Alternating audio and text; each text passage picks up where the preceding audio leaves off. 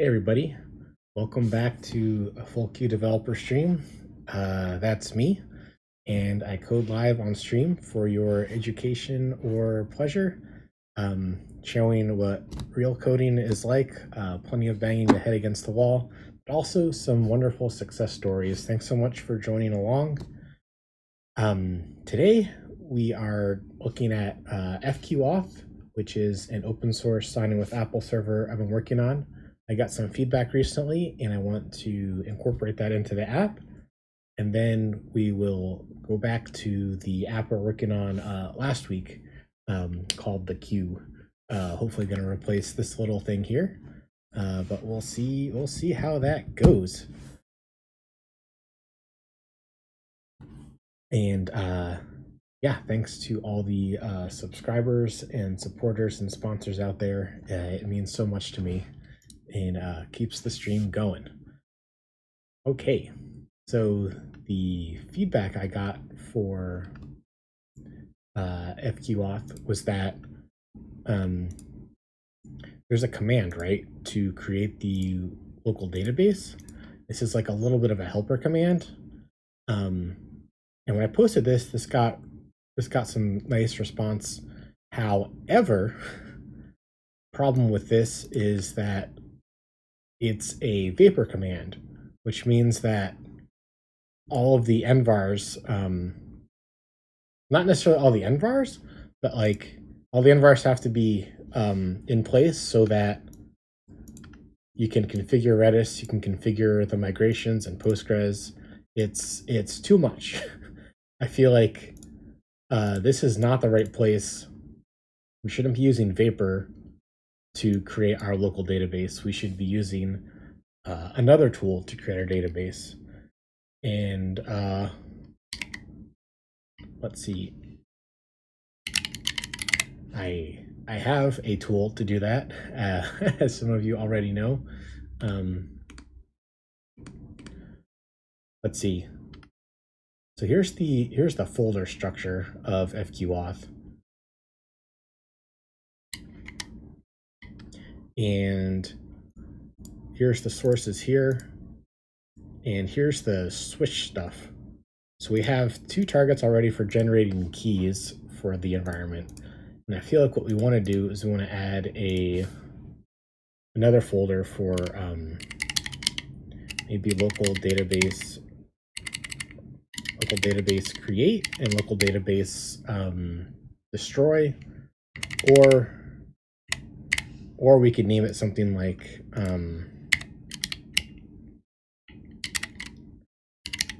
local Postgres. It'll have two commands for creating and deleting. I think I like that idea. Let's go with that.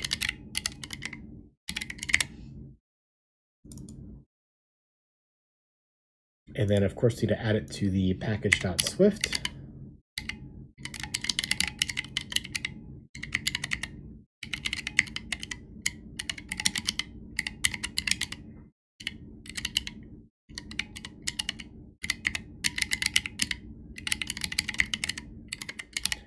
And I have a little bit of this written already in a package. Let's see, github.com. Yeah, here it is. Where'd it go? Oh, it's in this file, in this tab here. Let's bring it over. Yeah, just reading this law that everyone's talking about.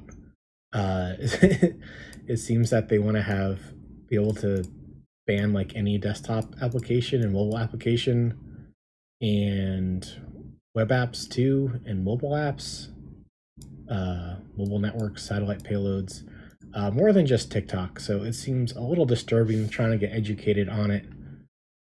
Very disturbing for free speech folks.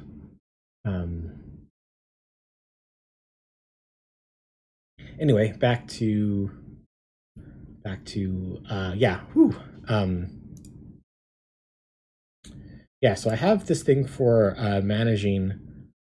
It's like a little plugin for SH called SH Local Postgres, and this is what I want to incorporate. No, ooh, I got all nervous there.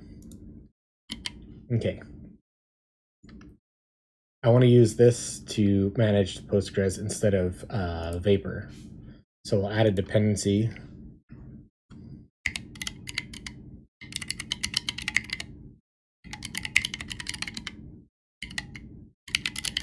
Docket from, have I made a release of this yet?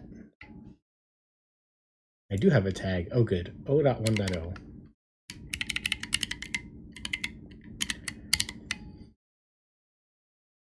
Now, everyone out there who's making a Vapor app, you probably have some kind of local database of some kind, and hopefully this will be useful to you on your project.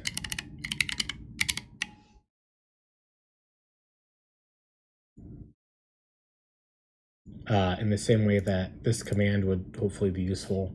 But this is a little bit harder to copy around. As I said before, it kind of requires all Vapor to be set up.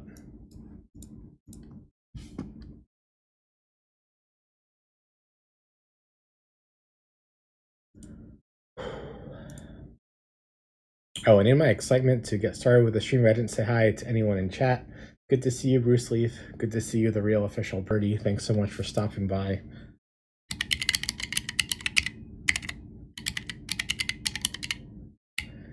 And anyone out there lurking, hello to you too. No chatting necessary at all, of course.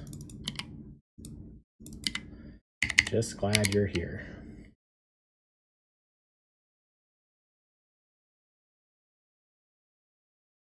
Okay, so I guess now that we have this kind of set up, let's hop back over to Xcode.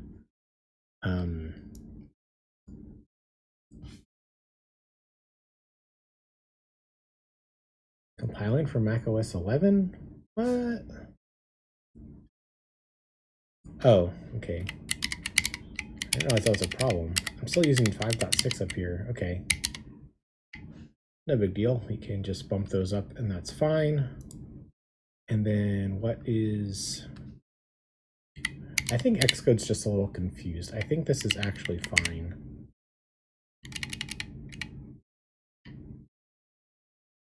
Yeah, it says build succeeded and it's showing me three red errors.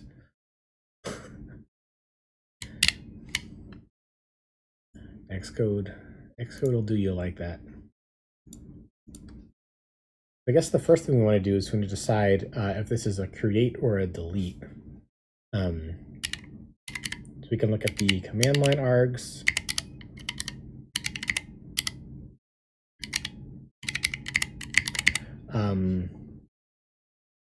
Now we can do this kind of with an if, like looking at the command line args directly, or we can use the argument parser that comes with Swift.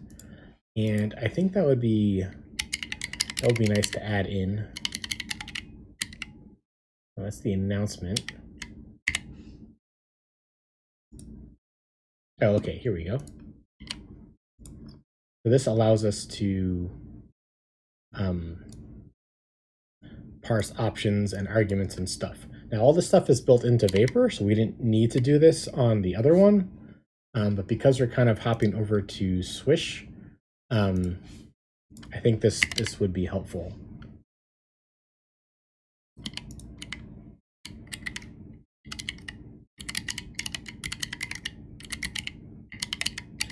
And what version are we at here? 1.2.2? Sure, why not?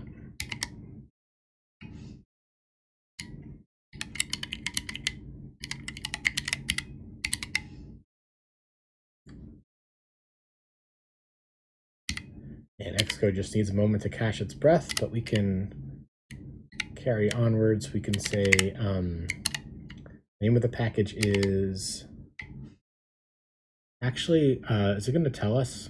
Because sometimes it's not exactly the same. Yeah, here we go. Argument parser. I would have guessed like Swift argument parser, but it's just argument parser.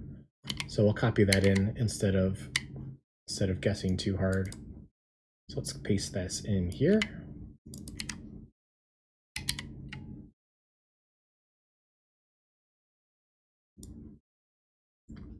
So we can import argument parser. And I guess this means we need like need some kind of structure, right? To start parsing stuff, like a parsable command. Yeah, a parsable command. So let's go ahead and copy paste modify this. Oops, oh my goodness.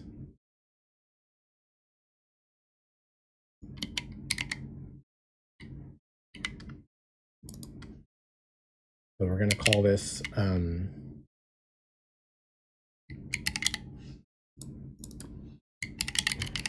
local Postgres command. And I guess because we're using @main, we can't say that we're in the main.swift anymore. That's fine. Go ahead and paste that in.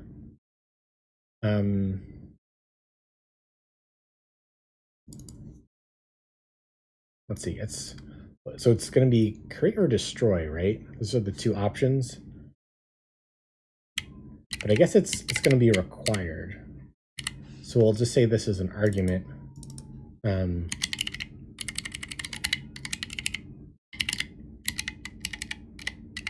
So can I make an enum called subcommand case create destroy? And can I use this type here?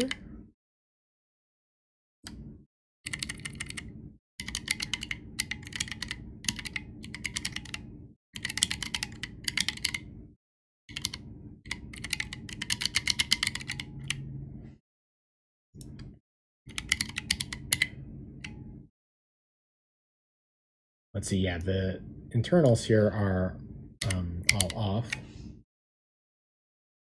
Does not conform to codable. Okay, so let's add in codable.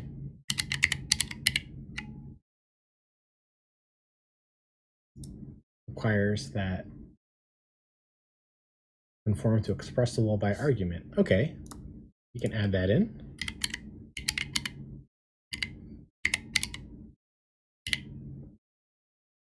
Build succeeded. Okay.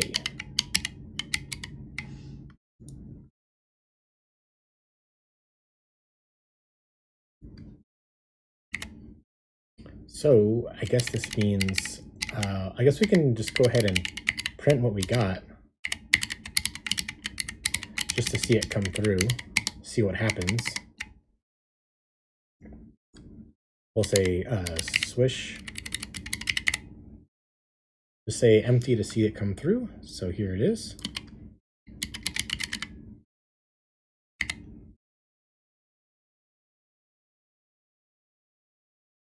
So it's, I guess it needs to build first to run. That makes sense, I guess. Cool, and we got some built-in help options, which is nice. Although it doesn't show all the options available, huh?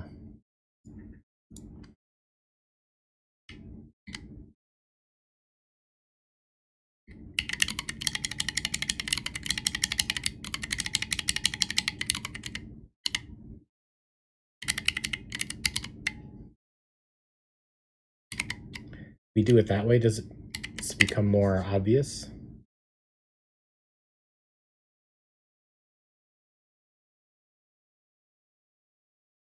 I wonder if there's like a subcommand thing for this thing.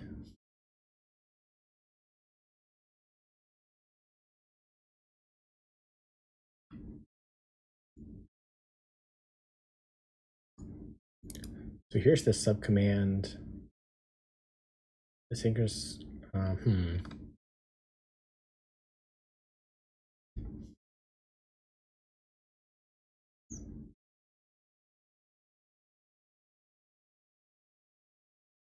Maybe the documentation will be a little bit easier to read.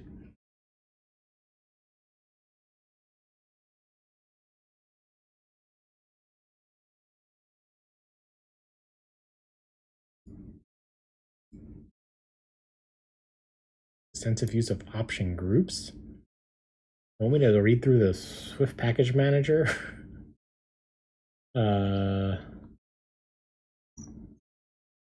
That's a little too exciting for me right now. Maybe maybe off stream we can read through that.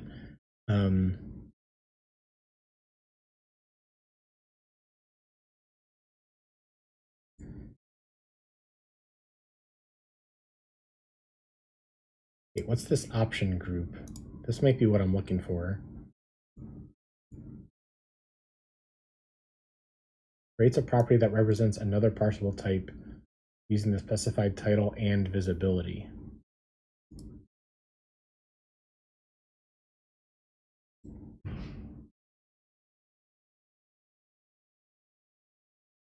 So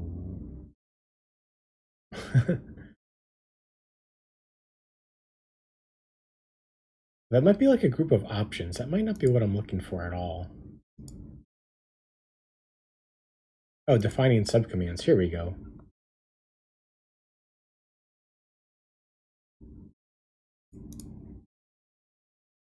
Okay, here we go. This is what I'm looking for. So it's a configuration. Okay, let's copy paste and modify this on in. Head back to our command.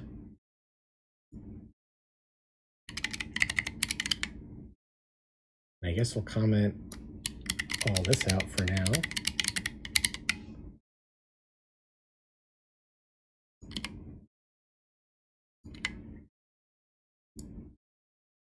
So then we'll have struct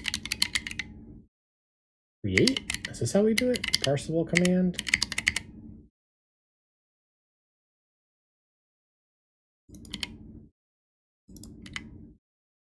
I have to have a default. I hope I don't, because I don't want to like just default to creating or destroying something. That wouldn't feel good.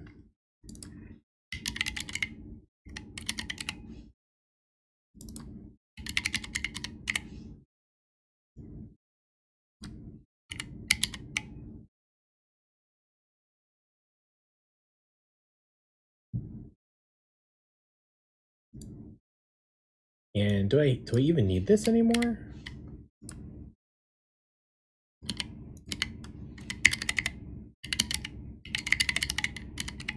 Let's just do a print in here.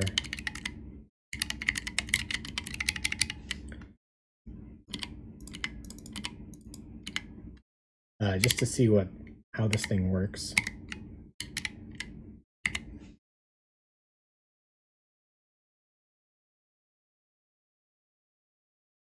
There we go.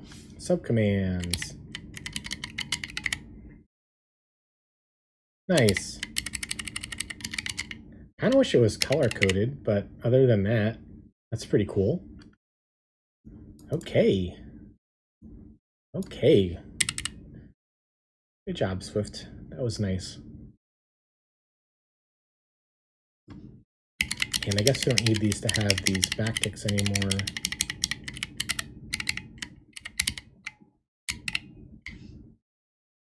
And I guess we can move these into separate files just to keep this all tidy.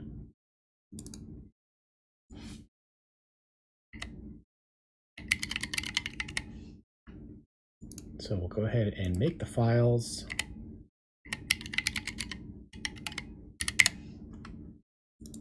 And copy them in. Let's see, so this needs argument parser.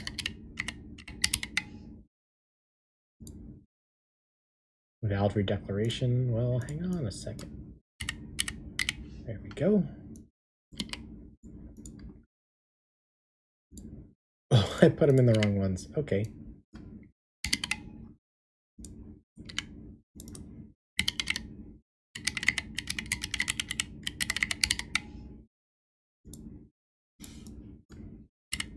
Okay, so are we building now? Build succeeded, and we still have a red thing. What is it, Xcode?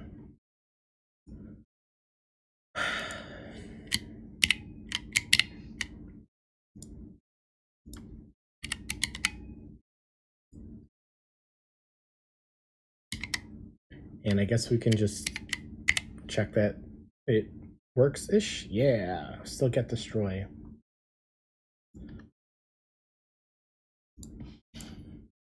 Okay, so with Cyro the command line infrastructure set up, you can get into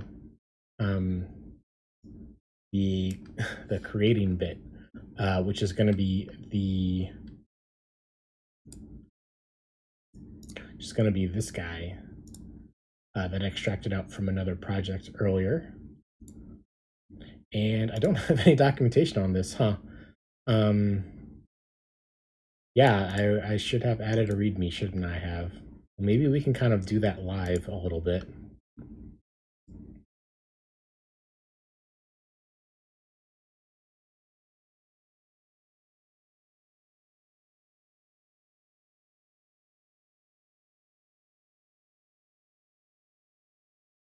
Yeah, it looks like I made a few public functions. Oh yeah, and this and kind of a way to configure stuff. Whoa, open symbols panel? Oh, this is new. That's cool. Good job, GitHub.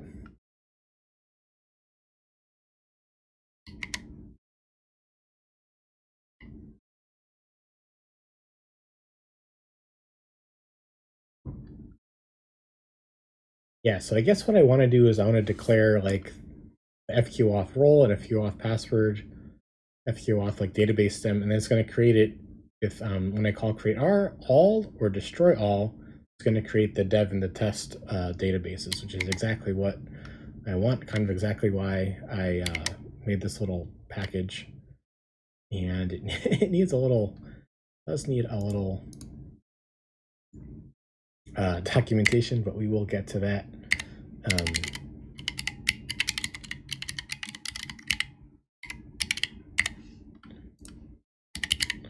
So I'm just kind of sketching something out for now.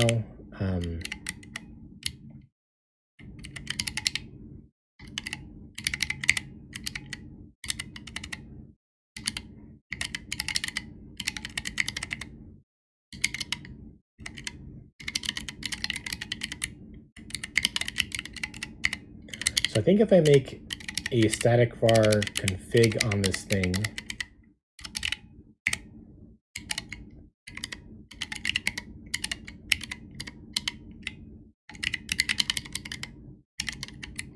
I mean, this is just for local development. I'm not really trying to make an exciting password here.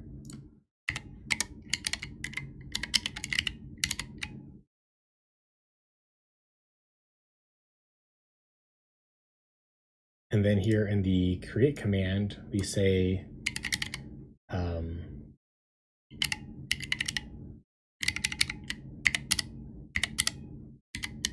does this have the create all? Yeah, it does. Bruce Lee for gene hydrate for 300 qubits. Thanks, dude.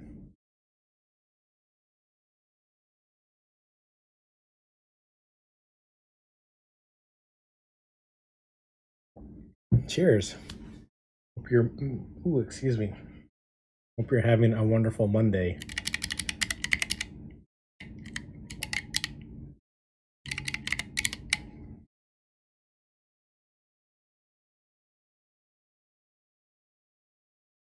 Hope you feel better soon. Yeah, me too. Me too. Hopefully next week we'll do the Thai stream and I'll be feeling better and we'll have a nice party next Monday night is the goal.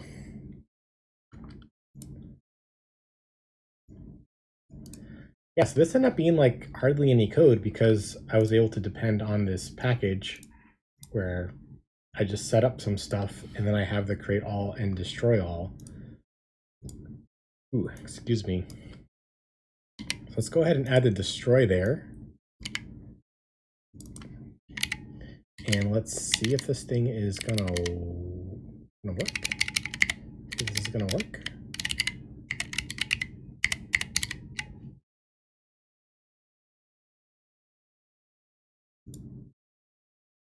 Yeah, look at these. All these files are like so tiny. I love it. I love tiny files. We don't actually need sh, huh? God, I love useful packages. Thank you.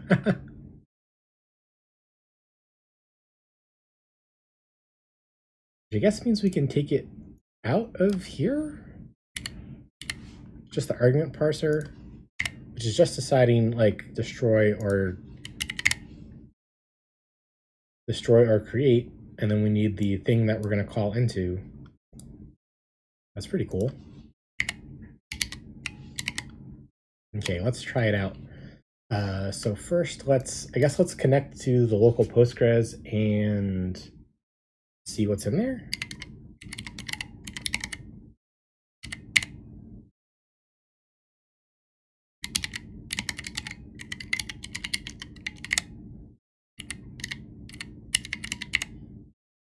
How do I list the tables in this game?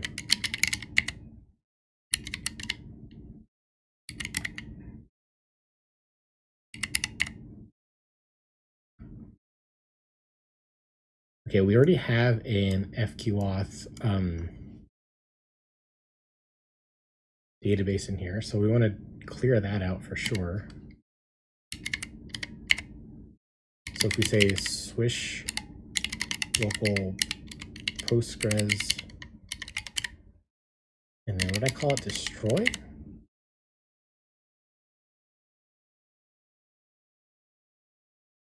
Yeah, so it destroyed those, and it's no longer there. And the FQAuth role is no longer there. We can say create.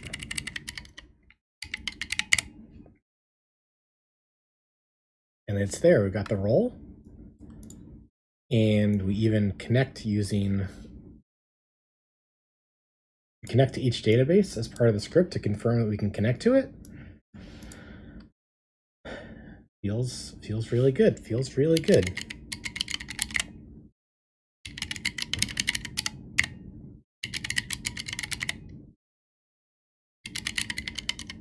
Should I put this on a branch? I guess so. I mean, I feel really confident in this.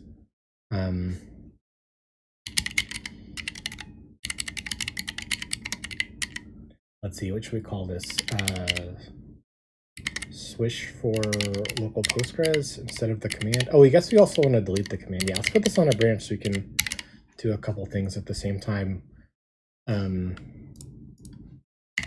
we want to also update readme of FQAuth, update readme of in the thing sh local Postgres, remove the vapor command. Yeah. I can't see everything at the same time now. Okay, there we go. Right there.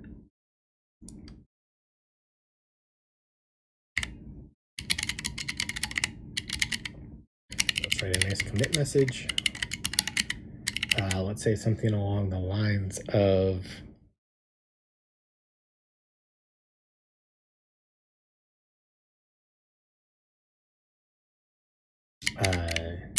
use, I guess I'll say the name of the package. Folky developer / sh local Postgres package. Bruce Leaf asks, when is SPX coming? Clear the way? Or did you decide to stick with the current name? You know, I'm a little torn on that, honestly. I think, yeah, you saw in the Discord, like, yeah, I think SPX is a better name. I've just been so out of it this past week. I have not been like I woke up from a nap to do this stream. I just haven't been able to do the work to change the name yet. And I guess I'm kind of hoping at least maybe one other person will chime in. I know that you seemed somewhat convinced on the name change. I am feeling a little shy on it still, mostly because I haven't been able to think about it this week. So any thoughts on the name change are welcome. To context for those who aren't in the Discord, this swish tool that I made, I was thinking that I would rename it to the SPX. Oh, that's another idea. Bruce Leaf says, could you just make a new repo called SPX that just uses swish? Yeah, that's another idea. Then the old names don't go away. However, as far as I know, swish isn't that popular yet, so it would only affect like hardly anybody. So like now is the time to like change the name.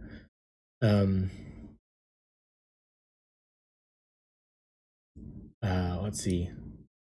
FQ developer swish. Just how do I get there from here? It affects me and I support it.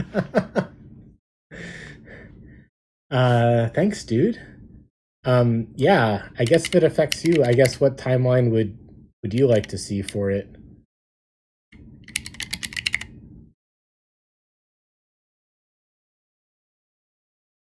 Yeah, because I guess I'm calling it NPX for Swift, so I feel like SPX would be like a great name for it. We kind of explain what it does.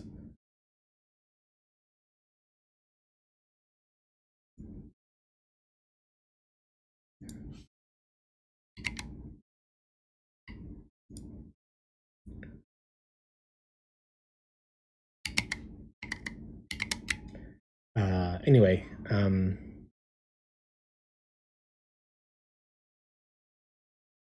no rush as isn't a blocker, says Bruce Leaf, but I think it would help attract attention. Cool three-letter names always do. True, true. Okay. Yeah, it sounds like you're more convinced than last time I talked to you. So yeah, let's go ahead and we'll get that done. But coming back to our commit message.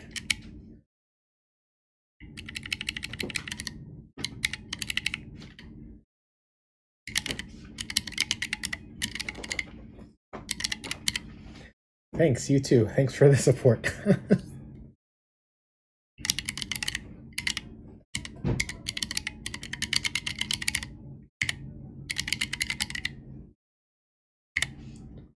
Go ahead and push. Ooh, I misspelled the name of the branch.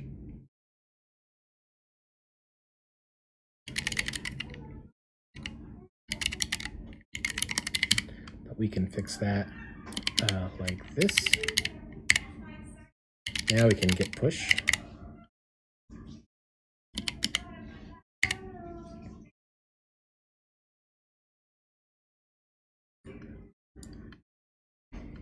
Okay, so let's head back to the README. I guess we can turn these into checkboxes.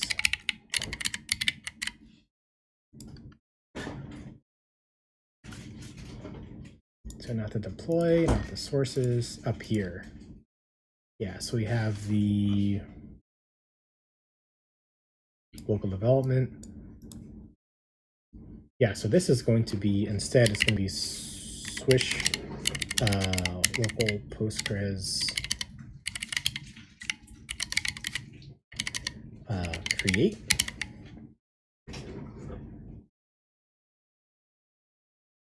Yeah, I guess the migrations still need to be managed by Vapor.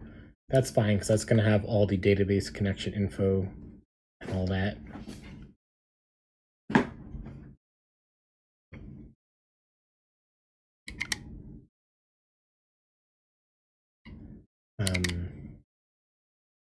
Is that it? I feel like there needs to be more updates than that as far as documentation goes.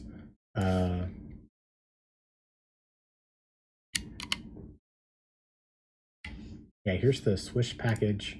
I mean, I guess it says what it does. Create or destroy a local Postgres database. Yeah, there isn't much more to say, I don't think. It's just a command. And I guess we can minimize our imports here. It should still compile.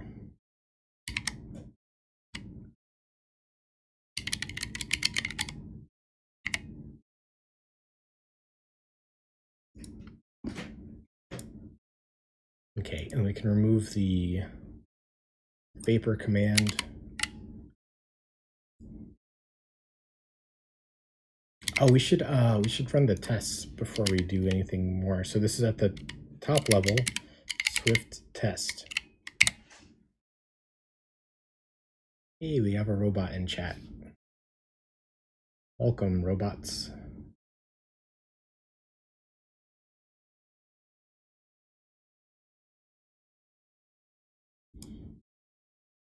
Oh, thanks.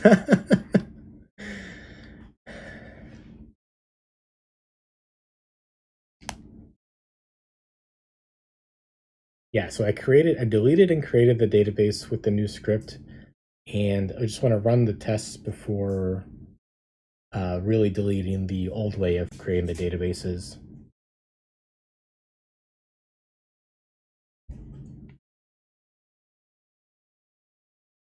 Looking good, looking good.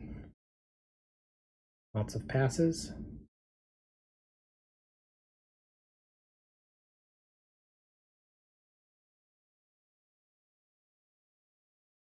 I guess there's a lot of tests. That's nice.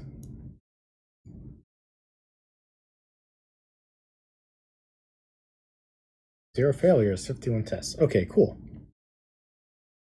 Now we're ready to, yeah, these are the only commands, so we can just delete all these.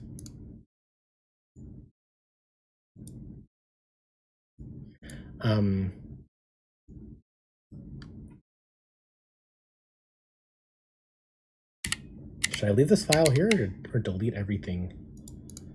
Not sure. I guess I feel like we might want to do like on queue some of the background tasks as commands. I think I'm going to leave it in. I'll leave it in an empty file.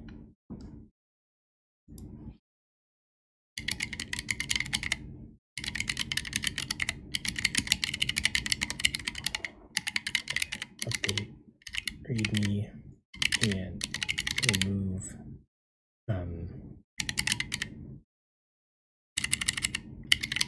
vapor command to update to create and delete destroy databases.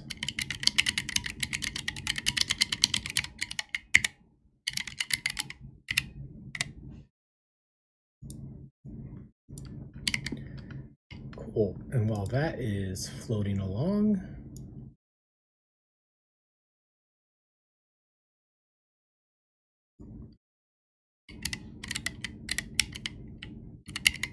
FQAuth actions, yes. Okay, while that's floating along, let's update the README of our other guy.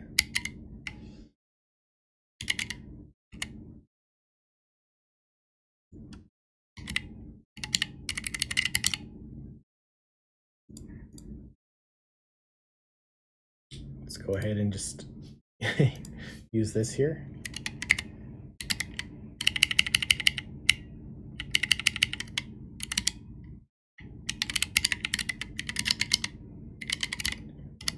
And then we can have an example. We can just copy it straight from what we just did.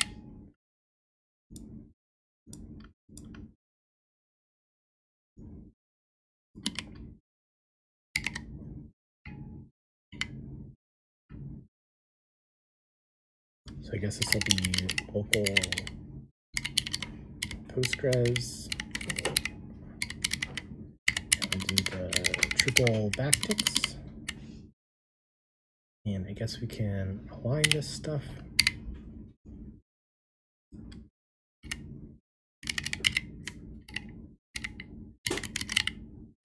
Oh, I'm just...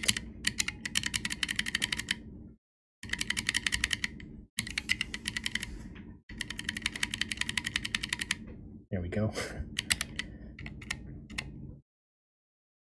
And then config dot create all. And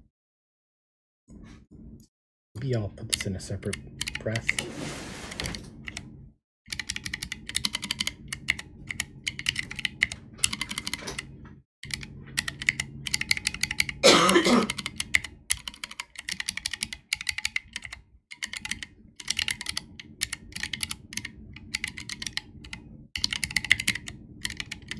I think I can do this for prettiness.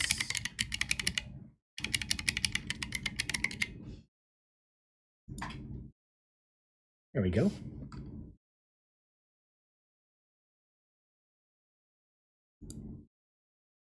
And I think for the sake of an example, I should put in the default value of the of these tails.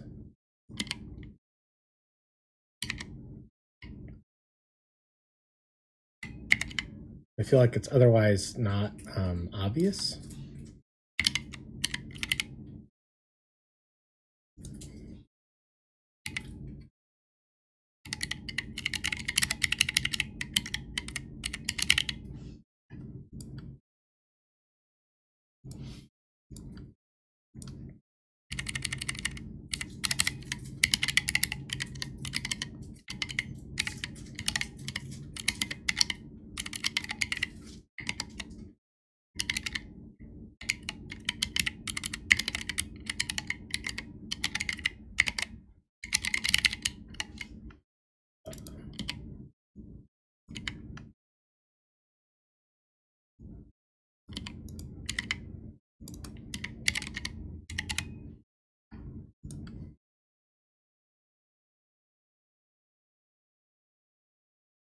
A little bit of a typo there.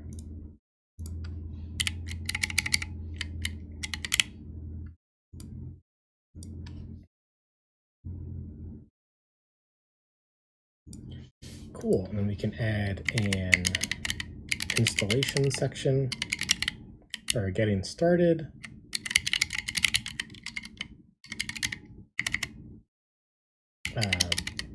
Pairs well with sh and swish.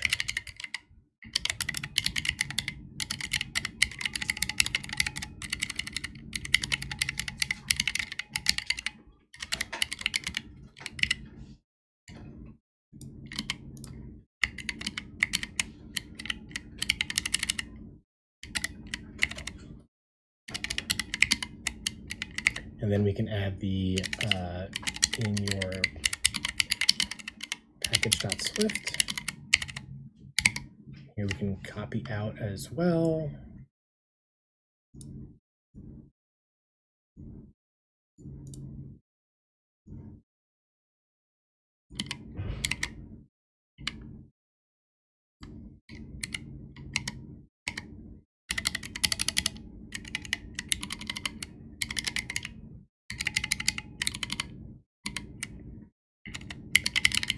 Then in the target dependencies,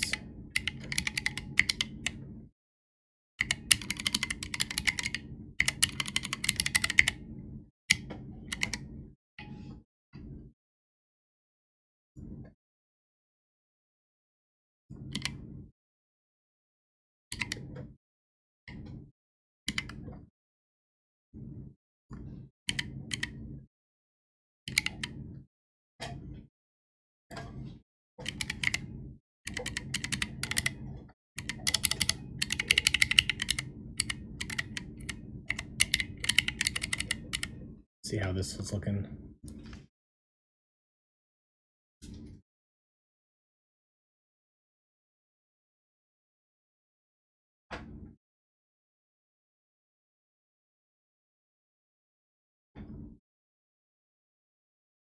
Maybe they should go at the top, up in this kind of the intro.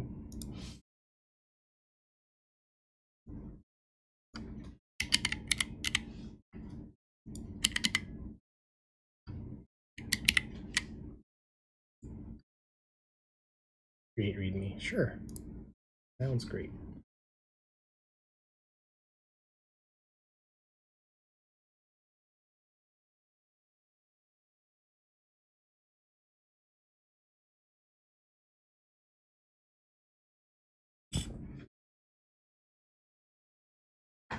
I guess we don't mention that it also creates the role.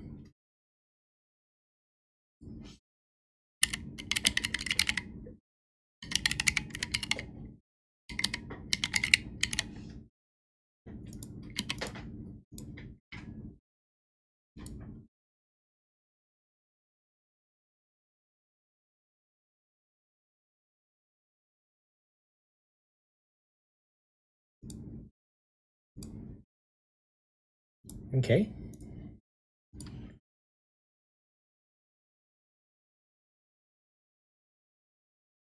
Okay, how is our action going? This passed.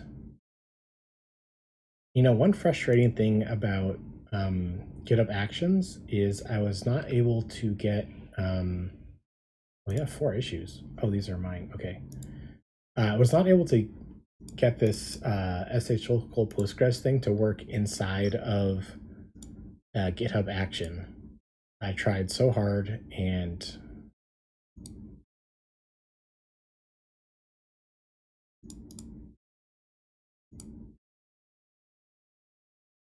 could not get it to work.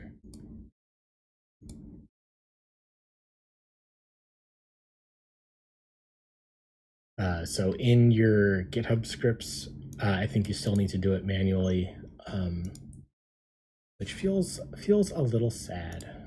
Feels a little sad. So what workflow do I have here? Just build. Okay.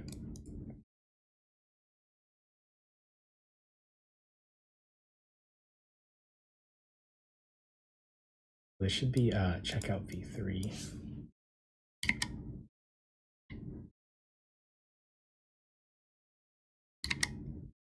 Can I edit that in? Can. Nice.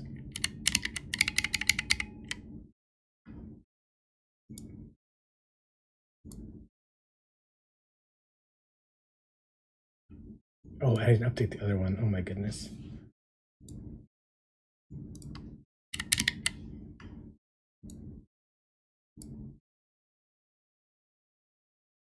Okay.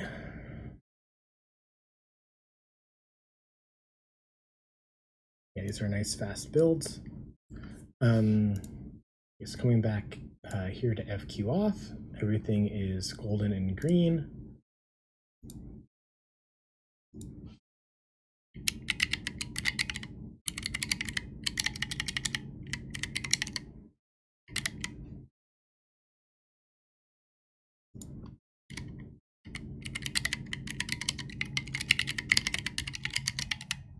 And we can say why.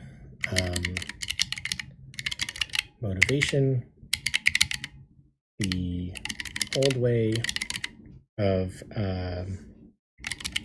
using Vapor commands meant that all of the Vapor app had to be configured just to create and destroy the database. Oh my goodness. Thank you so much, dude. Thank you. Hey, good to see you in chat, Trevoke.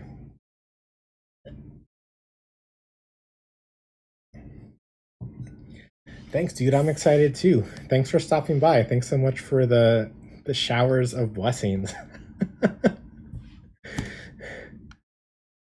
Have a great night.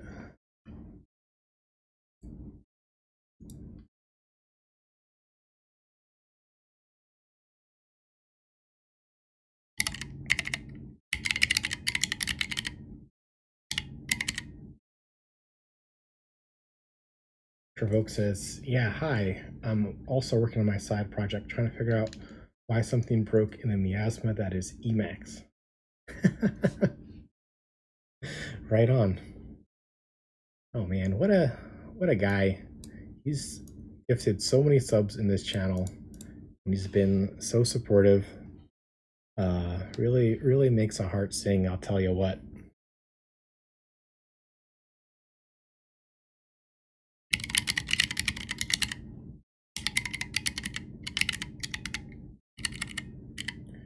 A scripting environment.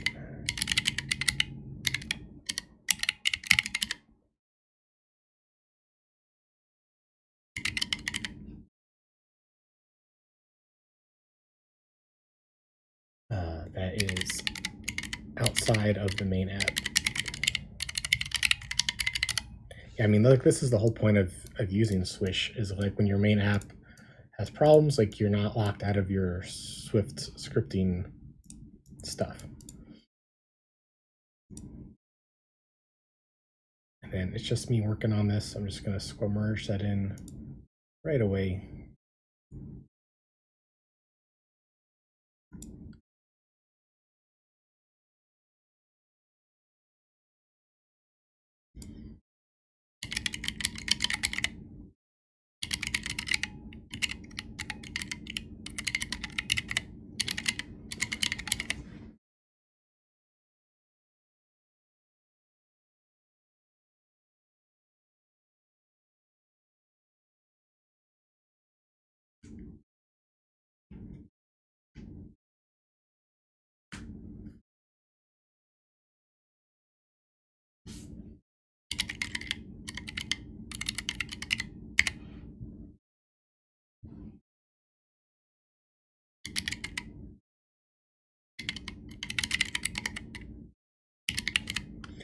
Kill off these branches.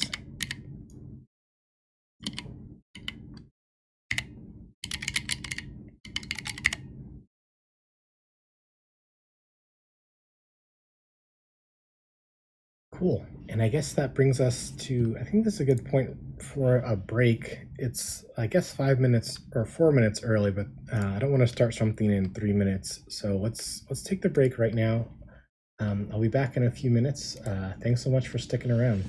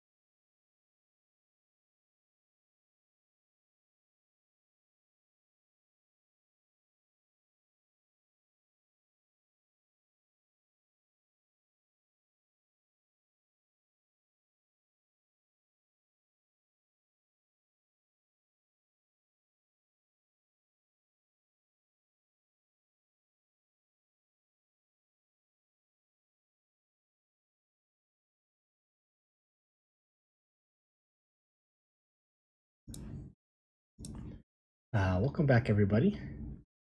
We just did some stuff for FQAuth, and let's go ahead and check that off. And oh, I forgot the book. The book is right there. I'll be back one more time.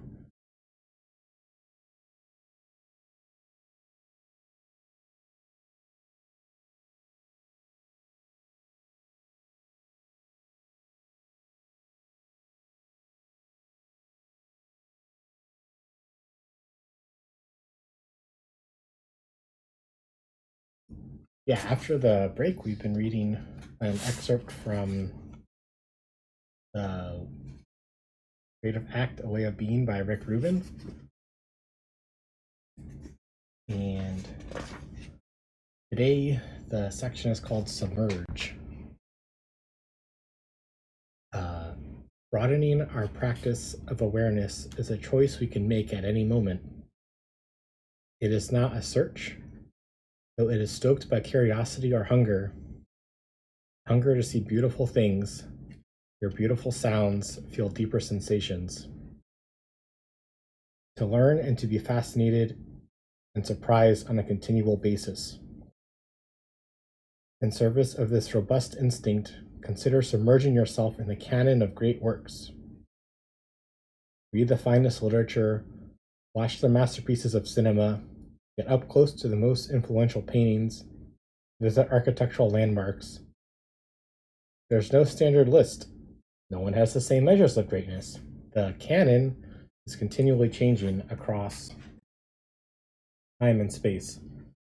Nonetheless, exposure to great art provides an invitation. It draws us forward and opens doors of possibility. If you make the choice of reading classic literature every day for a year, rather than reading the news, by the end of that time period, you'll have a more honed sensitivity for recognizing greatness from the books than from the media. This applies to every choice we make, not just with art, but with the friends we choose, the conversations we have, even the thoughts we reflect on. All of these aspects affect our ability to distinguish good from very good, and very good from great. They help us determine what's worthy of our time and attention. Because there's an endless amount of data available to us, we have a limited bandwidth to conserve. We might consider carefully curating the quality of what we allow in. This doesn't just apply if your goal is to make art of lasting significance.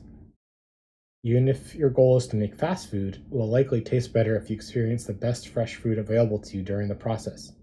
Level up your taste.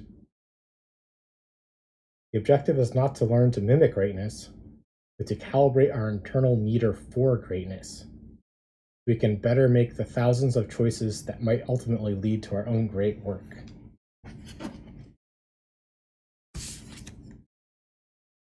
Wow, that's pretty interesting. Yeah, I mean, I guess like I'm inspired by different apps that I've used. Like Tweetbot was like a really, really good app. And Exit Strategy as well. I think those have really, oh, and Overcast. Yeah, as far as like great apps, I guess those are all made by like small teams, as far as I'm aware. Like, are there any inspiring apps that like, wow, this is great, made by like a whole bunch of people?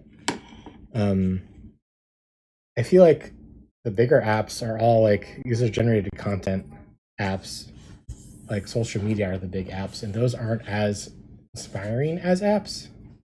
As far as like works of art, or like, wow, they really did something here. Man, remember the original what was it called? I know Twitter bought it, but it was that Twitter app made by Lauren Brichter. Like, that was the first time I saw pull to refresh. That was cool.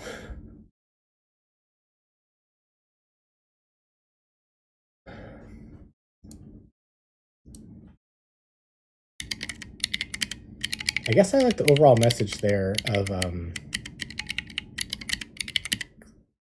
making sure you're around greatness in any way possible so that you can recognize greatness when you do it or when other people around you do it. Okay, so we did that first task. Trevok says, I think it gets tricky to maintain a coherent and innovative vision when there's a lot of chefs in the kitchen.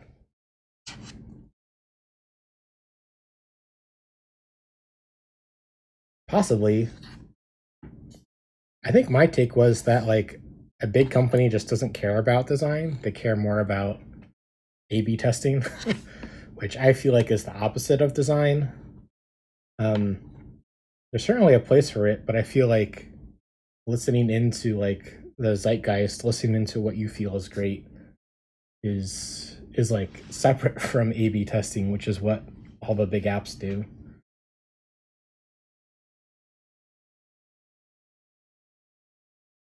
Trevok says, yeah, that goes in the direction of Kent Beck's explore, expand, extract model. Yeah, I'm familiar with that model, but I'm not sure the connection you're making.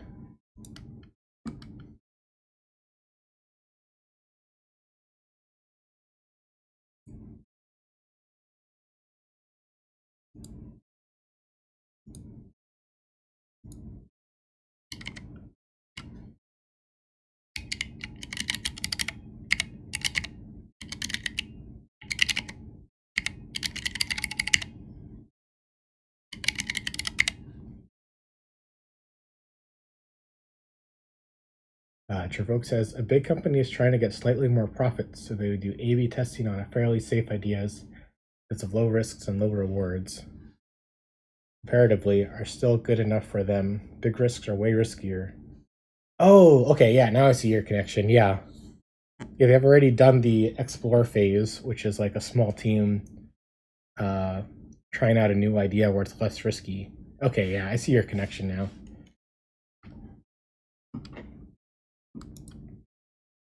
Okay, so yeah, back to coding. This is my stab at a little task manager app. And let's see. Let's go ahead and run it. Last week we started writing this, and let's see, how far did we get? Well, I guess when the simulator comes out.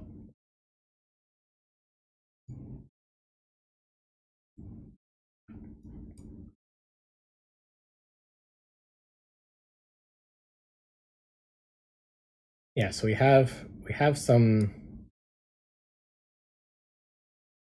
tasks just in here.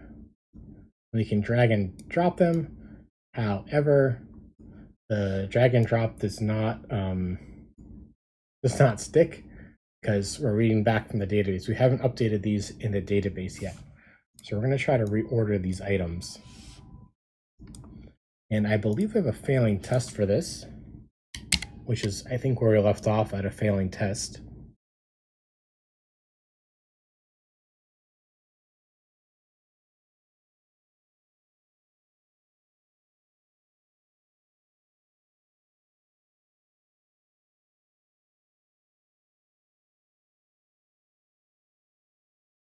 Waiting for Xcode to come back around the mountain.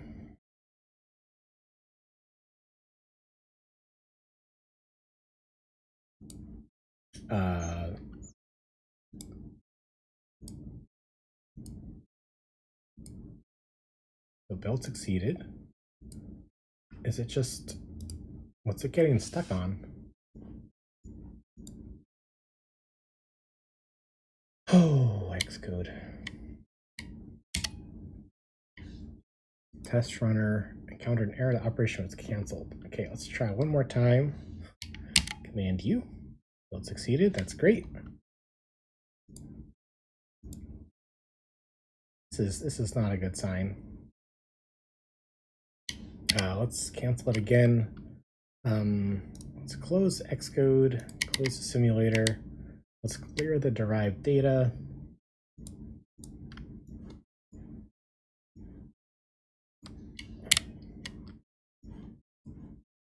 And let's open Xcode. Do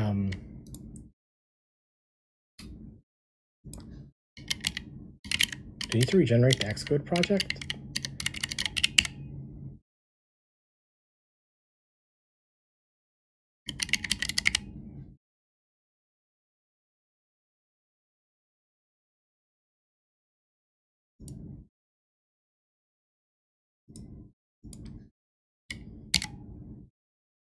Command U? We're able to run it in the simulator.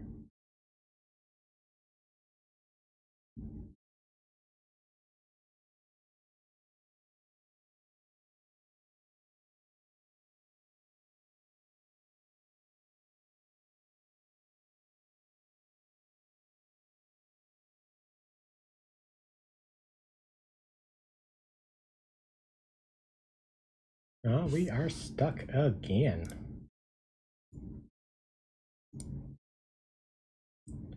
Well, it succeeded, but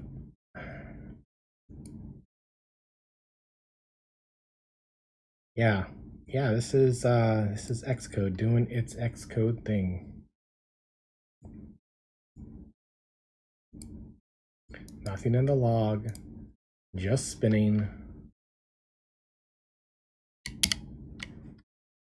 We try resetting the simulator?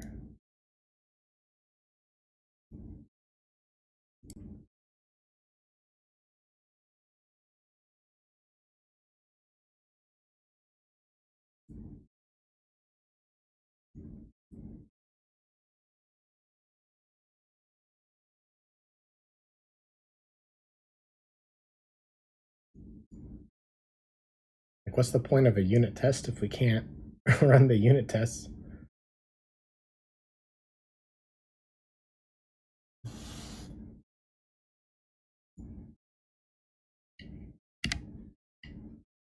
Yeah, one more time.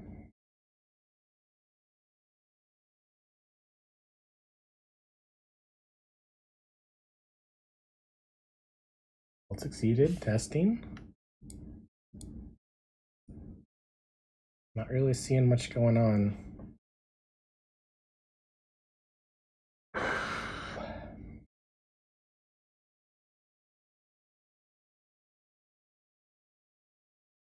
Man, I do not have energy for your antics right now, Xcode.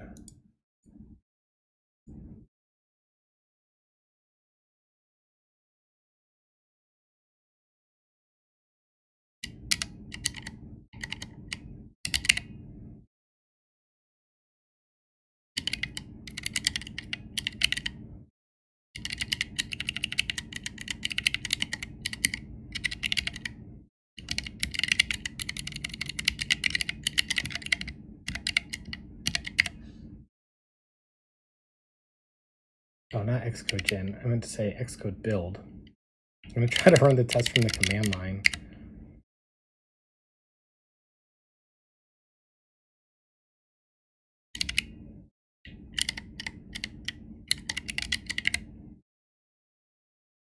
Oh, it's just called app.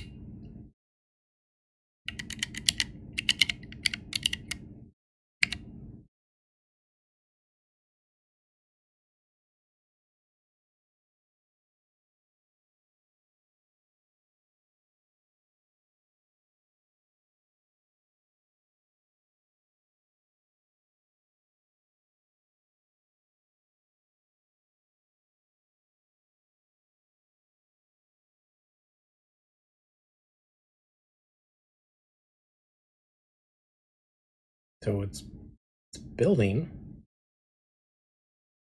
on the command line, starting to test on the command line, and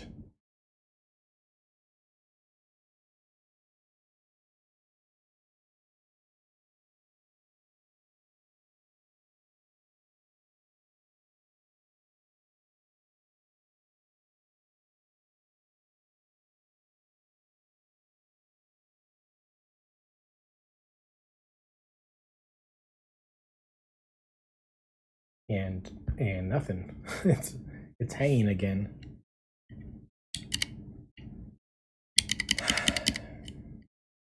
Not sure what's going on with Xcode tonight, but if we can't run our tests, we can't really can't really work, can we?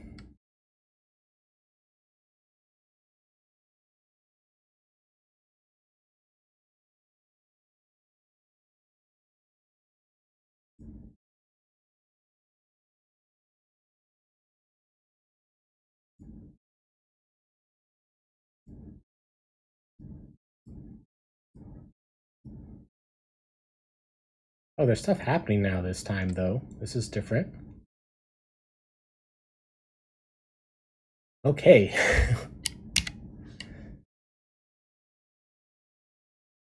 Okay, we have our failing tests and we have our passing tests. This is great.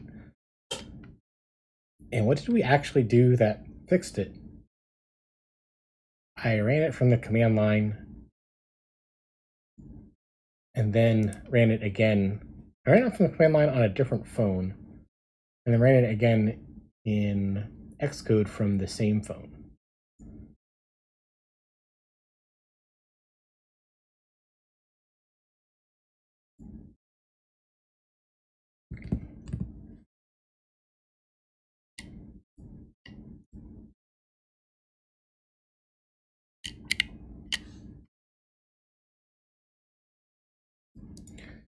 Let's see.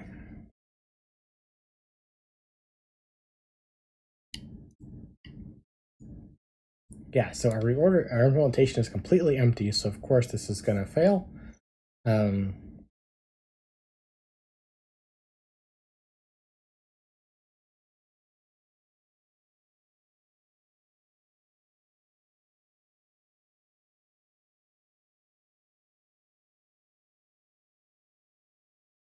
So again, so this is a linked list. So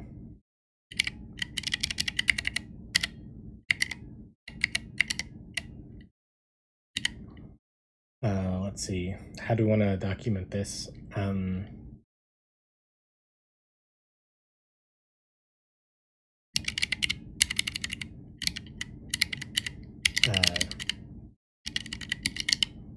This is stored as a linked list in the database.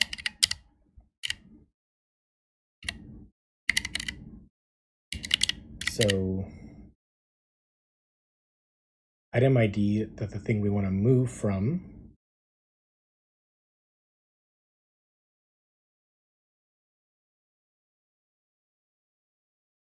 So perhaps we need like a little bit of a picture.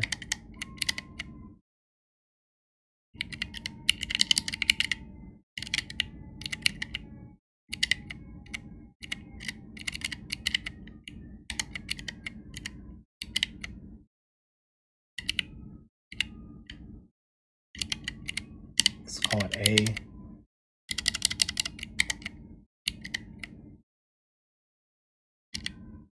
Then there's item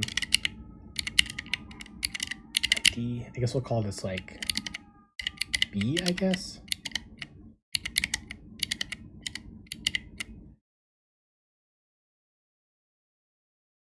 But this is what it looks like.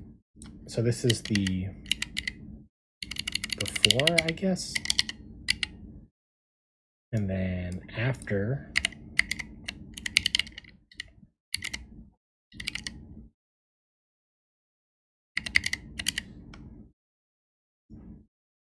Let's copy this down for now.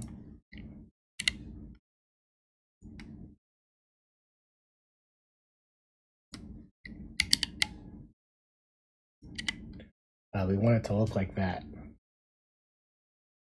So what are the operations we need to do this?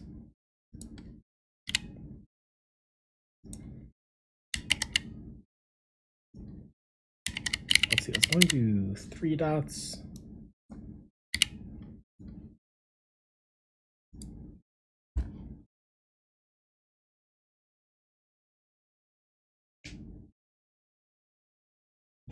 So first we want to find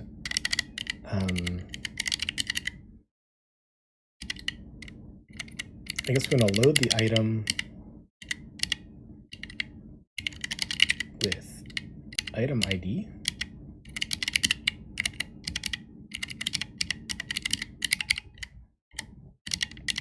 Let's put a 1 next to it. And then we want to, I guess we want to say that the item that was pointing at item ID, item C's parent is now B, which was item ID's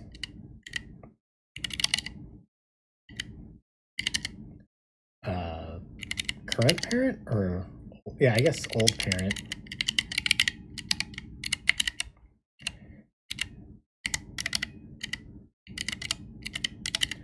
And we find item C. Item C is the item with item ID as its parent.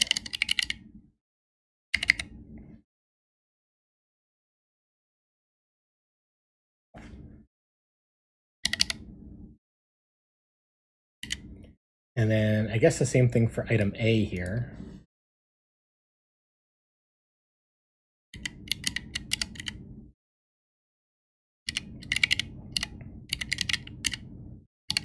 Item ID's parent is new parent ID, and that means, well, I guess this is actually maybe the last thing to do.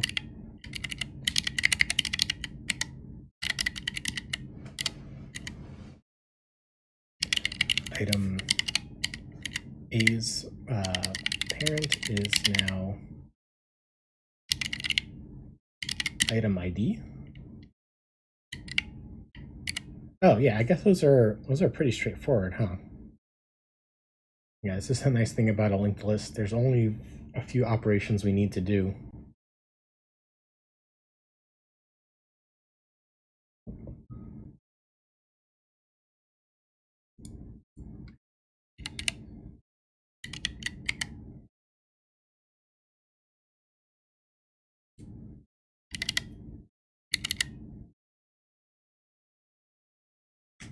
Let's see. So load item with item ID. So let's just do this kind of naively to start. And I guess this will all be inside of a write transaction, right? So let's say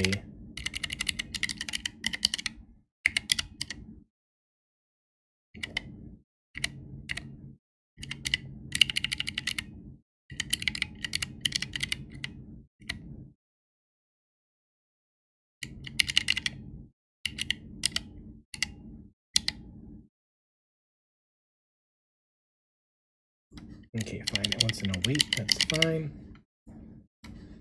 We don't have like a little load thing. Oh, here it is.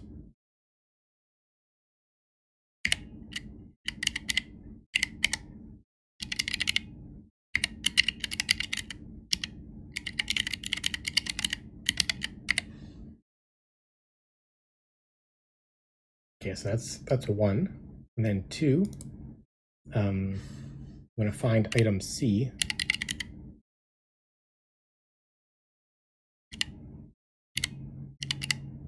And I guess we need kind of better names of these. We can't just call these C. Let's just call it C for now and find better names later.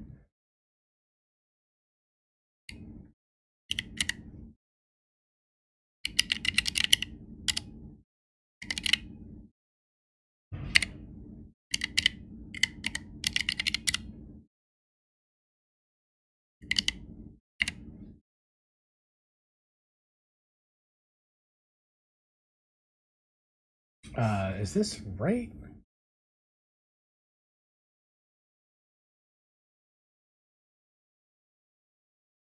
Item C is the item with item ID as its parent. Oh, so I don't want to find this by this ID. I want to find, I guess I want to do a query here.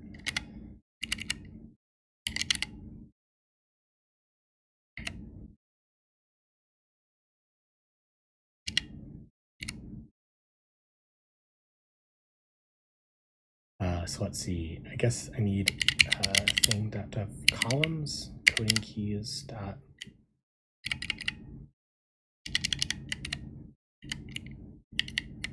The parent ID is item ID.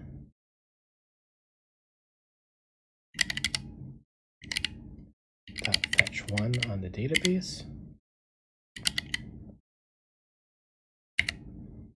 Not marked with try. We can certainly do that.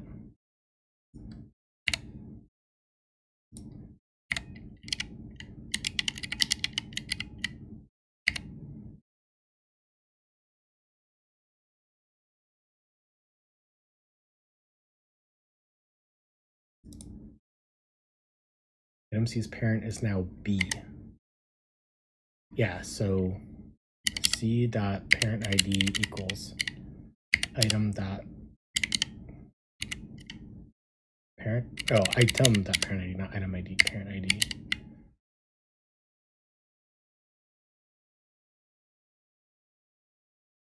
Not assigned to property, parent ID is a let.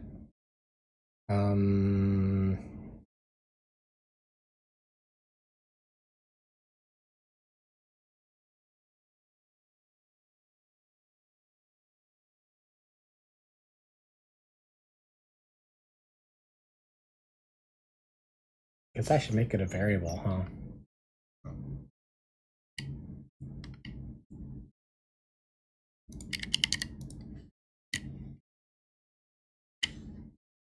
Updated at, I guess, is also a variable. And the other ones we'll tackle later.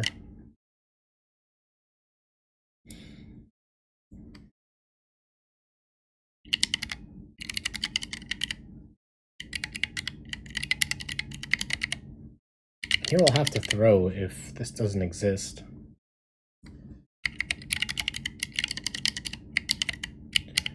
So we'll make an localized error.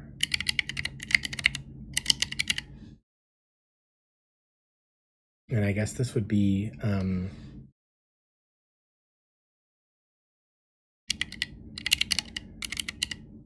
items parent not found. And we'll just put out a string for now.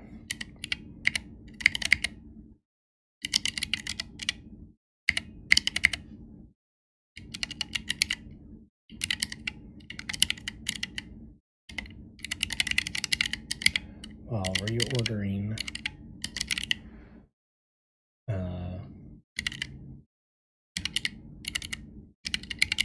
items parent item not found. Legal state. And I'm not sure what we're going to tell people what to do here. This shouldn't happen.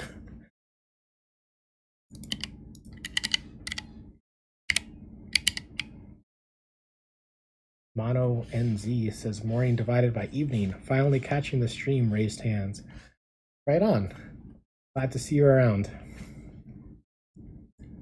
Is it true you're in, or what does the NZ in your name mean?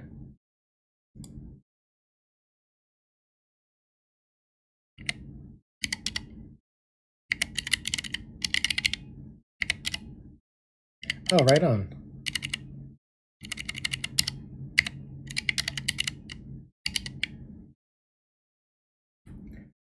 Is a let. Let's make this a var. Living in Australia, ATM. Still big accent though. Right on. That's the part that counts, right? Then we can save this in the database.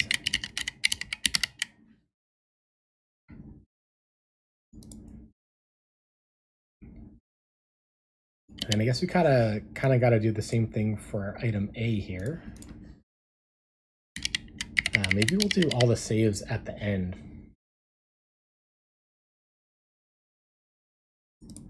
I'm guessing this is going to have to also be a var.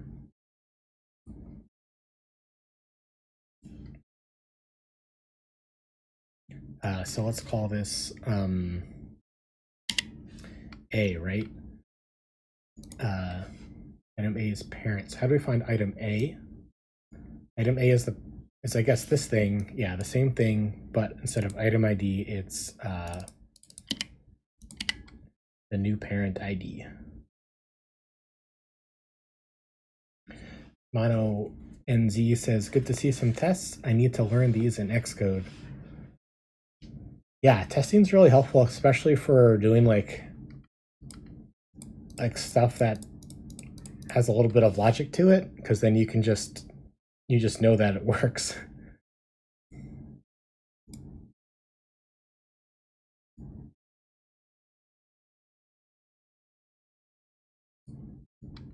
This is item A, so then item A dot parent ID equals item ID.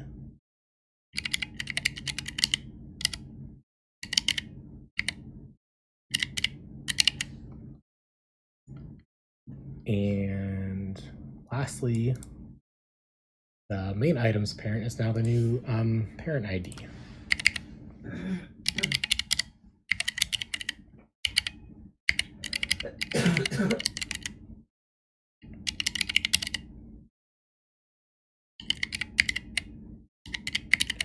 And I think that'll do it. I think we only need to do those 3 edits. Mono NZ says, new to iOS, primarily an Android dev, but porting my app over. Been learning a lot from Twitch Swift streamers. Oh, right on. Yeah, I'm currently doing some Jetpack Compose. I'm learning Android dev. But yeah, the stream is still staying primarily iOS for now.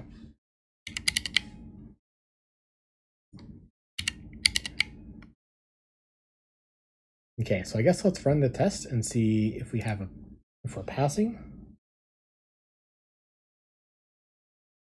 That still failed. Unique constraint. Oh, I was hoping if we save them all at once that we'd get around that unique constraint.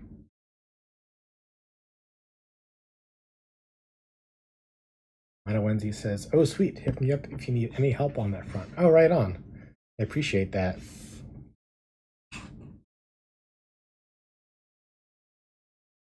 Okay, so I'm inside of a write transaction, and I'm trying to save these 3 things at the same time.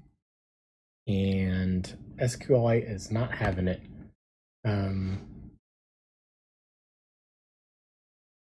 Which is a little sad.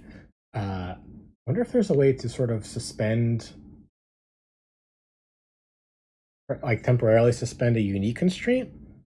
I thought by doing it in the same transaction it would work, but I guess not.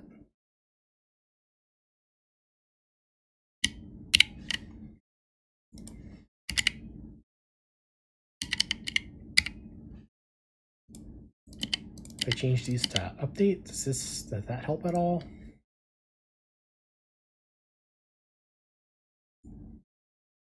Unique constraint failed.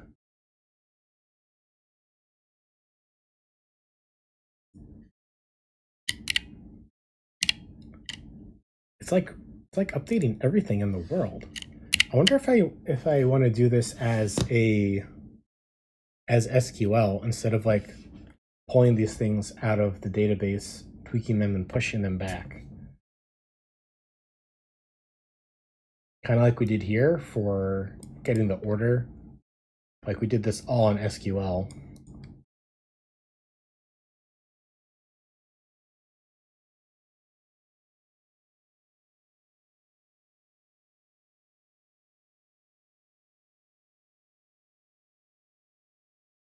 Mono NZ says, oh wow, thanks Bruce Lee for the gifted sub, just noticed. Yeah, he did a gift bomb earlier and then disappeared for the night.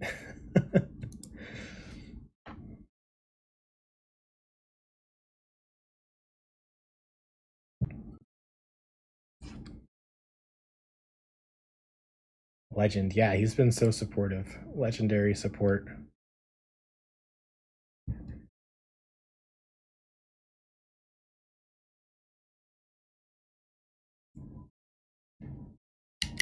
Let's see, SQLite. Let's see if we can temporarily suspend unique constraint.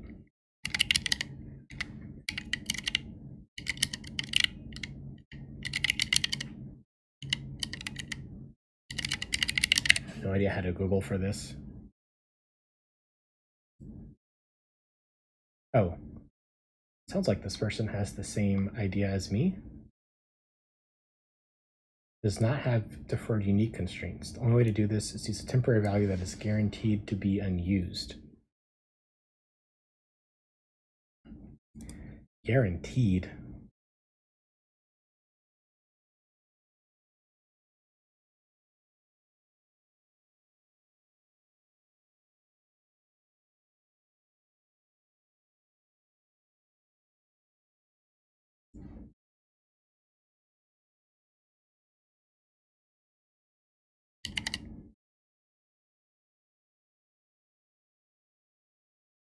Okay, so who is okay,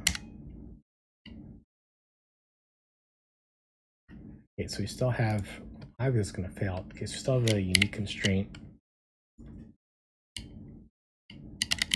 So if we do it this way, do we have the unique constraint failure? We do. If we only do one, we're still gonna have a unique constraint failure.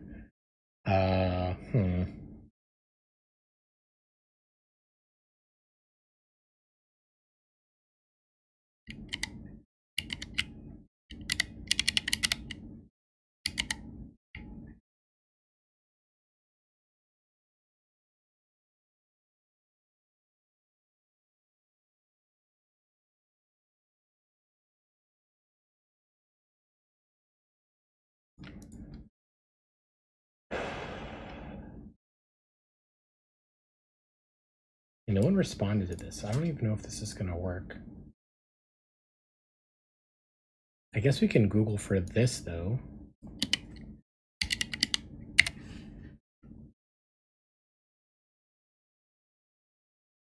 Does not work.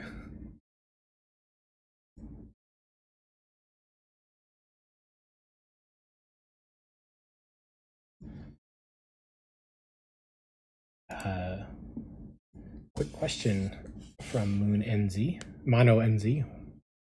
Have you played around with Kotlin multi-platform while learning Android? I haven't. I finally got mine sorted a couple weeks back and now sharing all my business logic to iOS as a CocoaPod. Working well enough that I only need to learn the Swift UI part of iOS ATM. Oh, cool, right on. Yeah, I'm kind of the opposite. All my, for my main apps, everything's in Swift, like the servers in Swift, the web servers in Swift, the app is in Swift. The only thing that's in Kotlin is the is the Android app, which I guess is maybe one of the reasons why I've been doing a lot of straight SQL, because at least that part is cross-platform. Because iOS and Android both have SQLite as a default database available on the phone. Let's see. So back to Mono NZ says, we are total opposites. All my backends in Kotlin. Right on.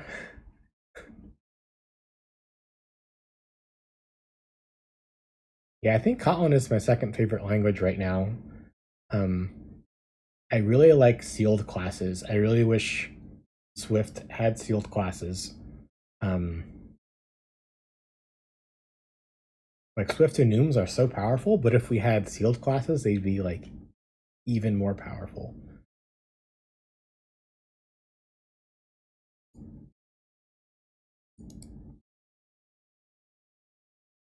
I like the when statement in Kotlin. Yeah, yeah.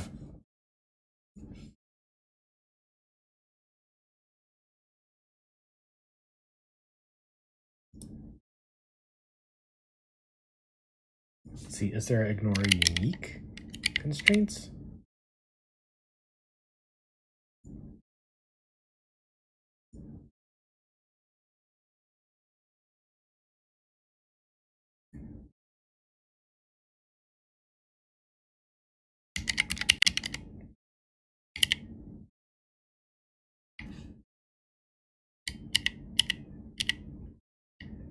This is just info about unique constraints, not how to skip it temporarily.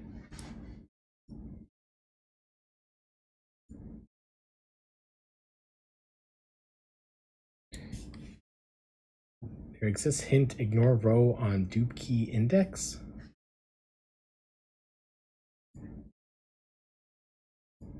Insert. So you have to put a comment inside your SQL.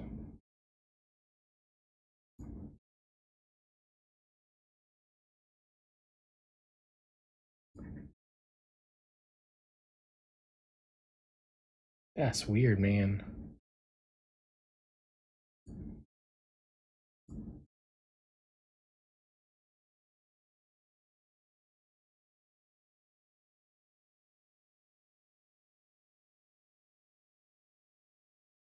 Oh, we could.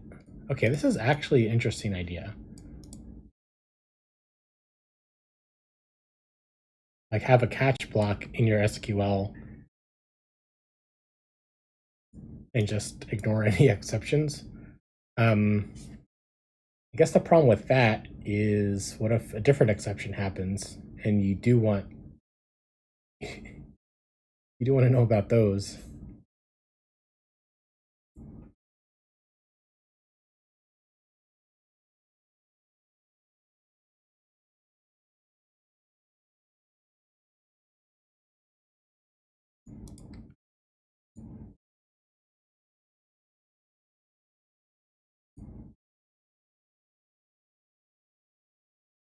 I guess the best one so far was to use an ID that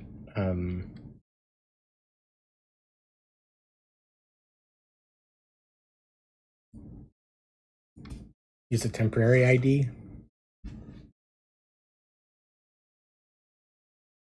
So like null all these out and then save them.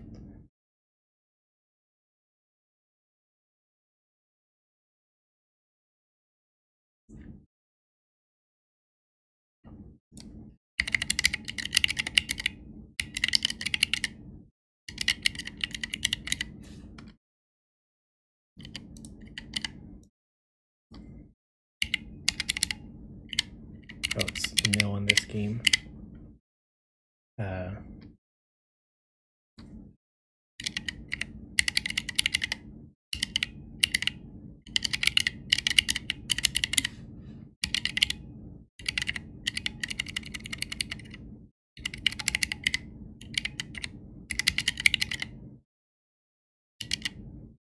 Well, this one's obvious. All my Androids got me writing null instead of nil now.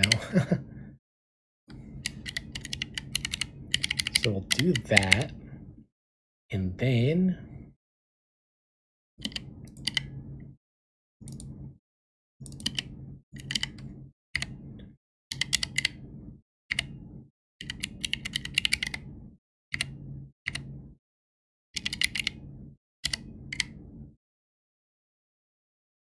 item dot current ID equals.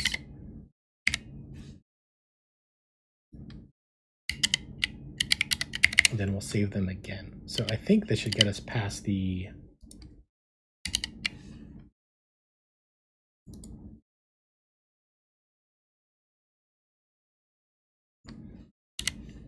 oh, I'm not being consistent with my ID capitalization.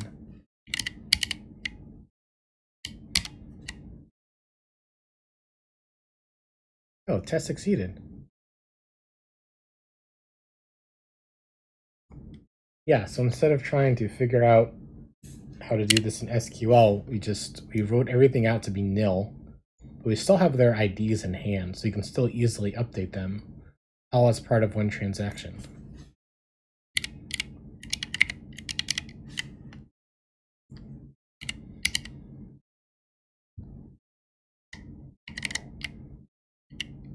think that deserves a commit.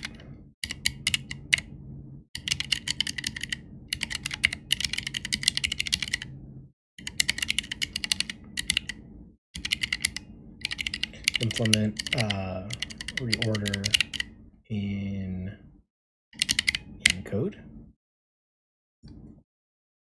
I am kind of curious to see if we could do this in SQL.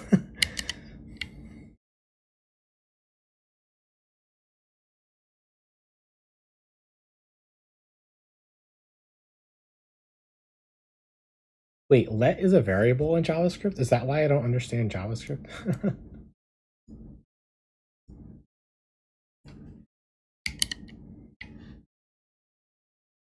Let's see, so move that to the top. Okay, yeah, so it's not saving yet. So we wrote the code, but we need to hook it up to the UI.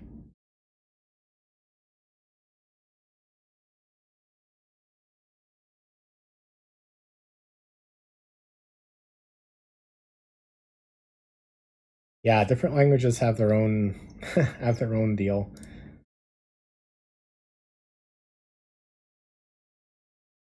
I've done so many different languages over the years. You get used to it. But yeah, it's definitely a little annoying while you're getting used to it. Let's see. So we hook this up to the UI, or should we try to do this in SQL? Let's see if we can hook it up to the UI. Let's see something happen. This is going to be in here. We are calling reorder. So then we're calling reload from the database.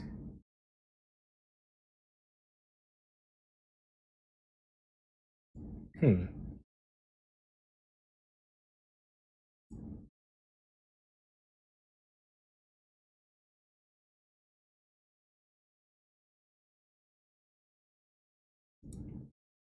a little surprised that this isn't just working, actually. Okay, so we're in the simulator and move rest up to be the top priority.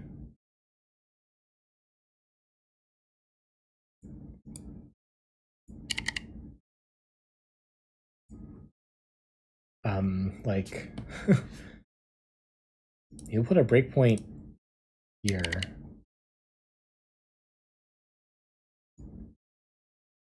Okay, so it did reload things.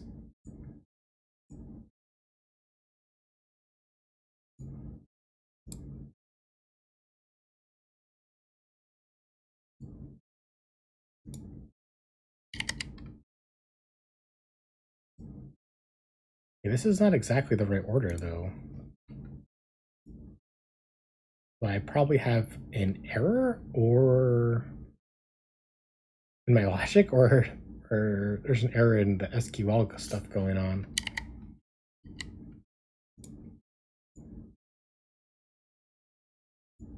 Oh wait, no, laundry was the top one. Okay, let's put rest back up to the top. And we're not hitting the breakpoint? Is that for real?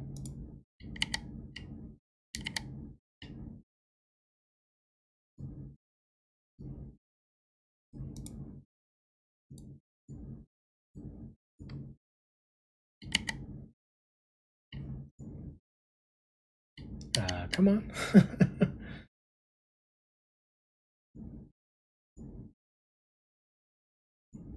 Okay, let's turn that breakpoint back on. Move rest to the top. No, it didn't fire.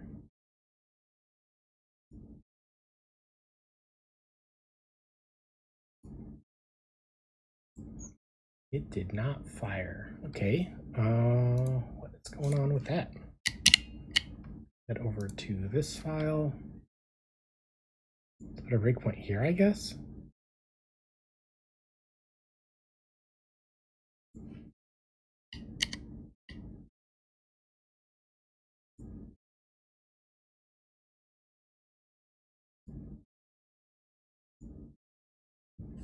We're just not hitting any breakpoints.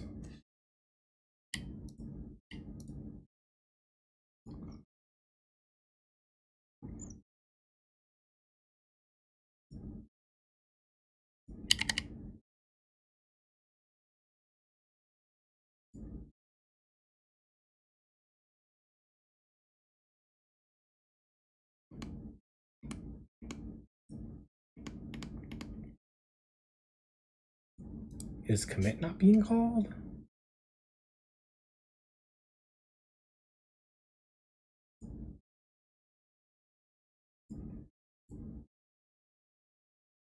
Just drop them on in there until we find it.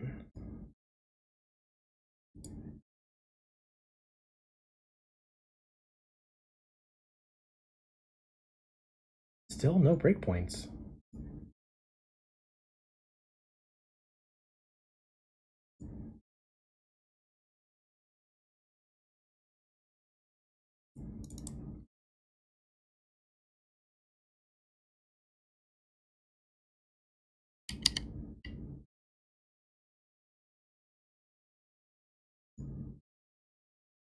The first time we hit a breakpoint, didn't hit anything in here. So, okay, so I guess it didn't find where something in here was a little broken. Okay, that's fine. So if we move it again,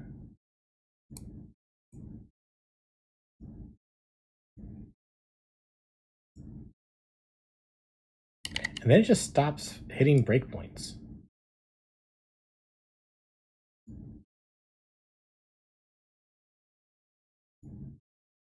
Now it hits one? That's so weird. It seems only it's not firing on every single one.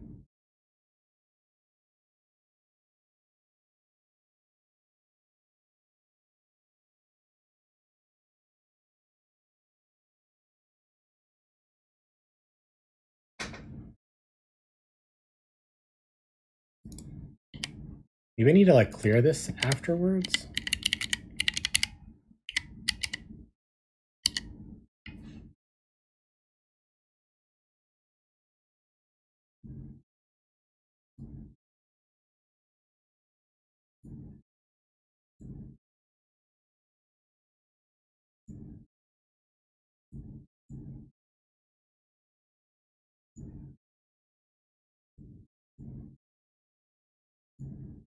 Okay, I guess that seemed to have helped.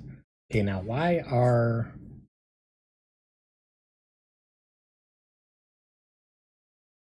we not finding what we're looking for?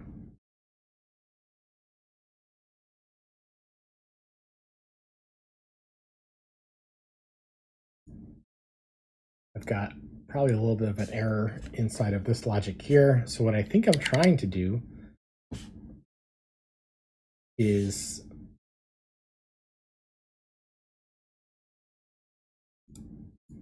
item is the current row.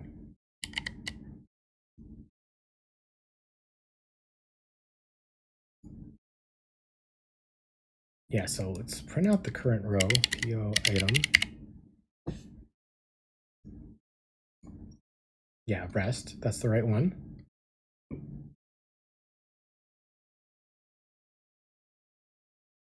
Yeah, so how do we find the new parent ID?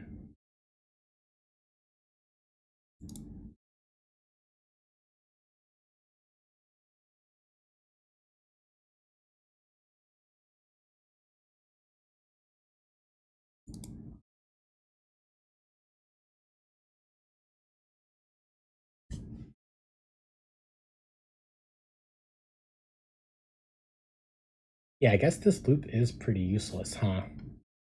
Let's see. PO items. Yeah, so they're all there. And then PO, what is the, also have this dragged item. Oh, so dragged item and item are the same thing. So then how am I supposed to find the the new item, like the target.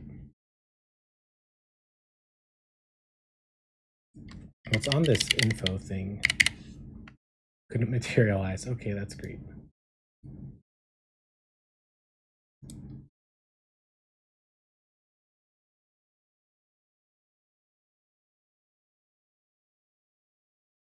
Yeah, this kind of thing is really annoying because it's a UI interaction.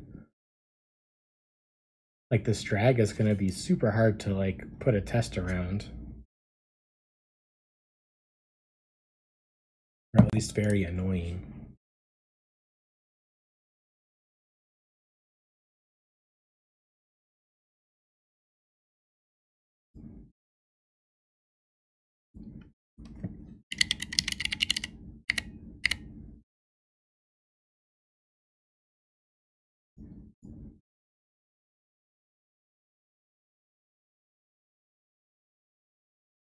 Oh, I guess this is also trying to move it to the top.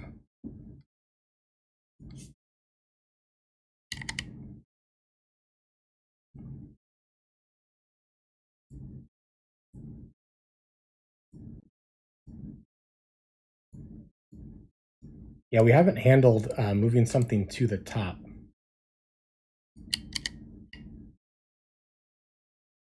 Yeah, see now it's at the bottom. Let's see, so let's move laundry down to the end.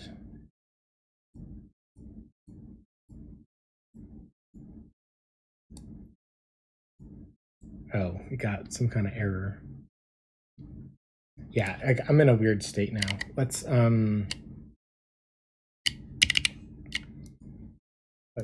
delete the app.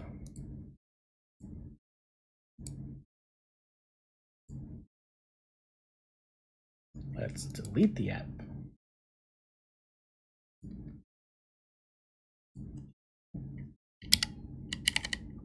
Okay, there we go.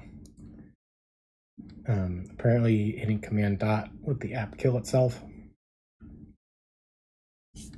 Or delete itself, now it's deleted. Yeah, so we're not handling the case where it gets moved to the top.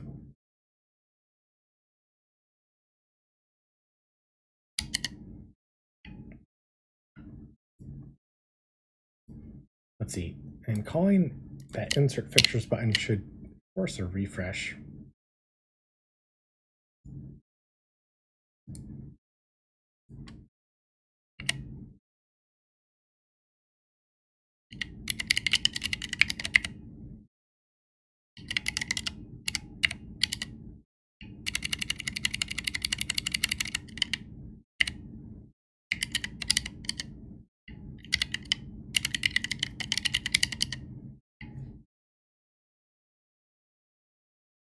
Okay, so if we move so standing desk, rest, laundry.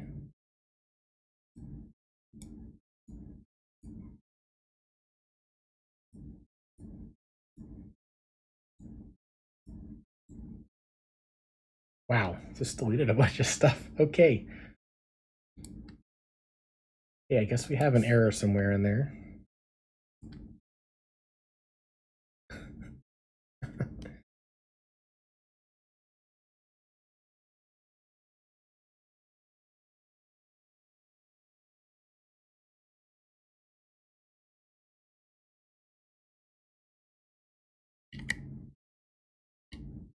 Need like a clear database button also.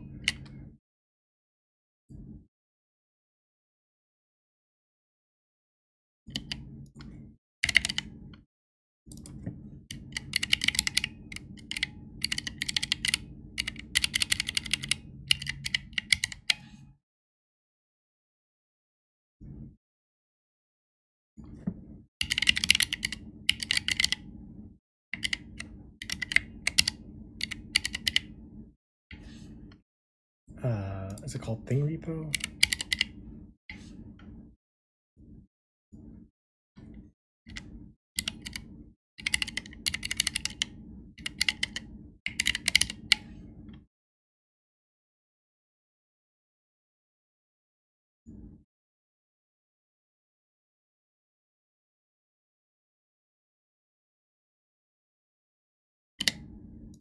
Yeah, so let's go ahead and create this function.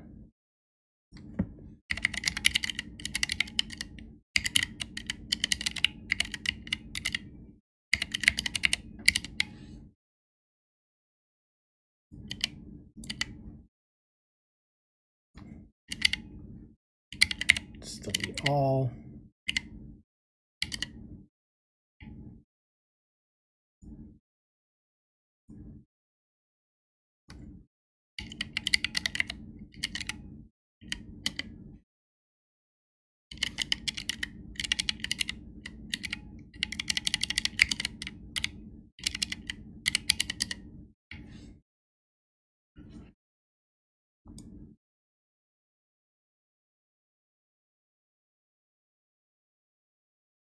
Attempt to write to a read-only database. What?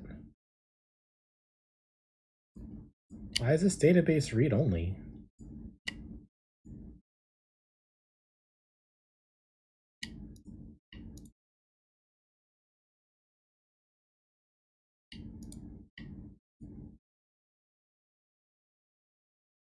Read-only is false.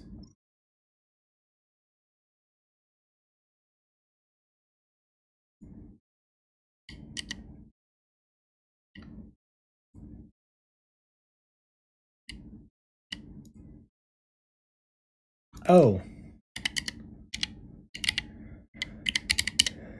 I had writer.read instead of writer.write. Foreign key constraint failed.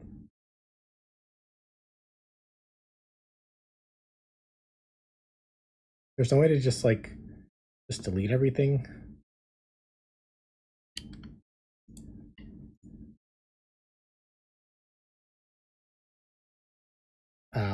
Let's see.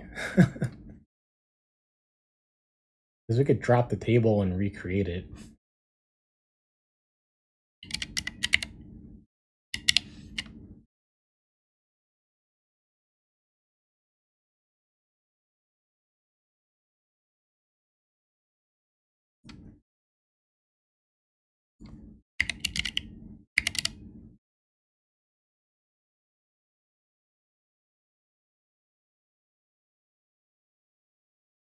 Is there like a reverse migration?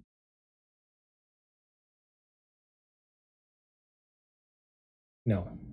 It only allows you to go forward.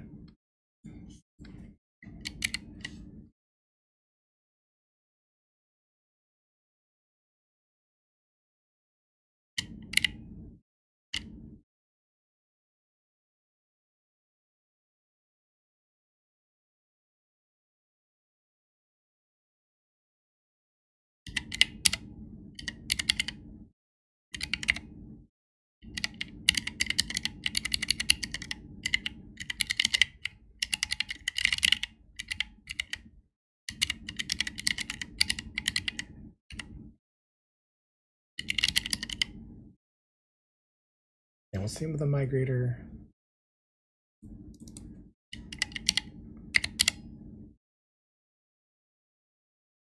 I guess this should actually be not in this repo. This should be maybe on here.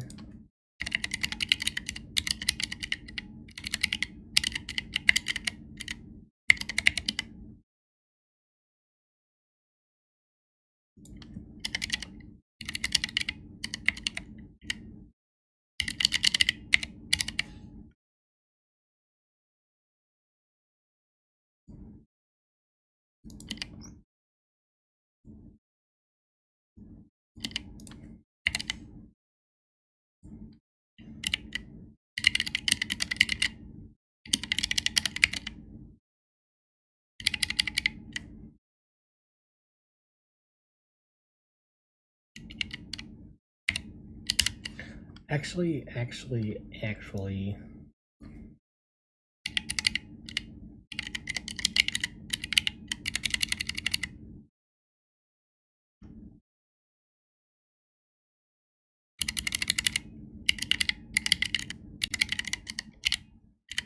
Let's see if this works.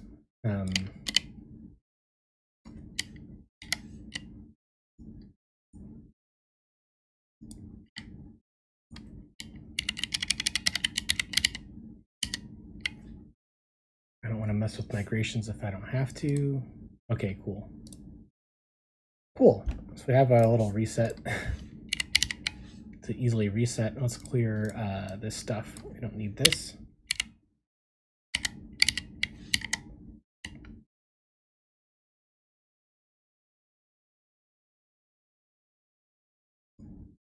Yeah, so if we move something to the top, that's I guess a different case that we have to handle slightly differently.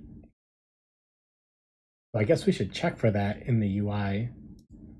Let's see, that would be, I guess, in here.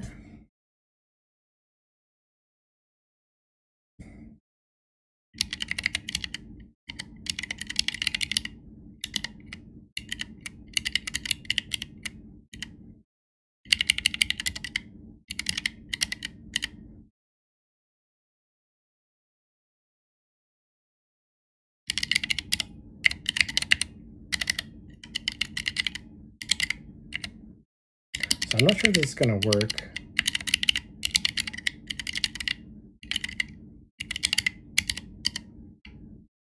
You just kind of want to see if we hit this this breakpoint, I guess. Move this up to the top. We do hit it. Okay, perfect. Just kill the app. Let's say else.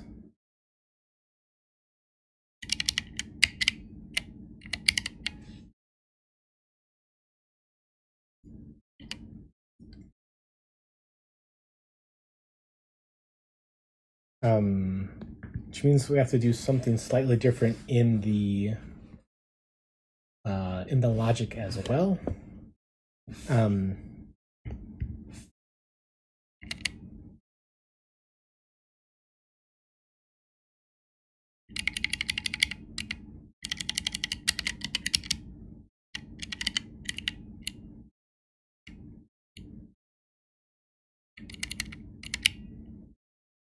I guess we can say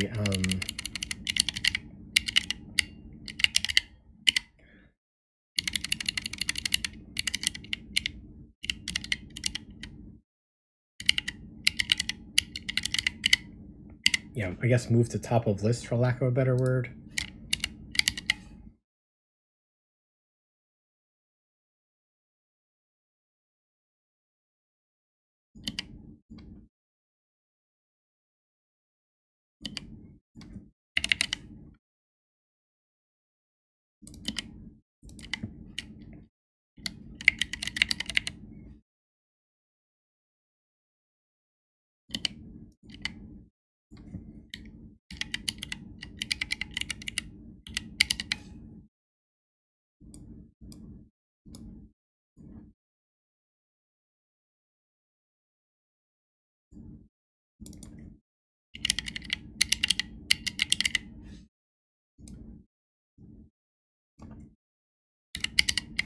And this is another new method we can write.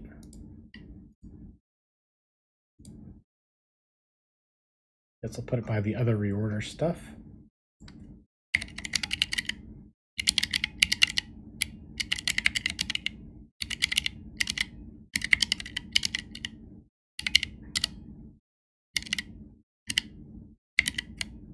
Oh, it's called, I'm calling them things, right? Yeah, thing.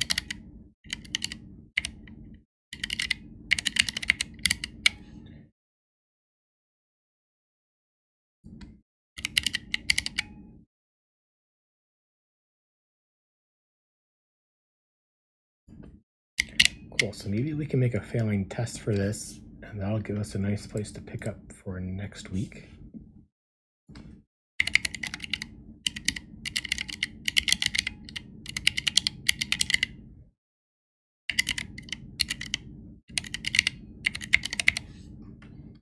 So we'll set up the fixture database in memory for the test. There's the first step. And then we will call our method.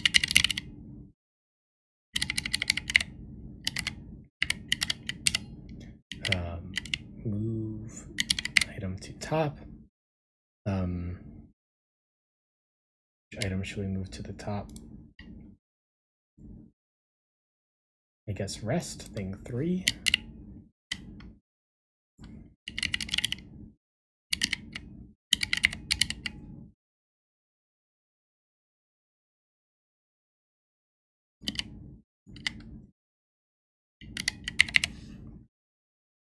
And then we want to kind of assert the order of things again,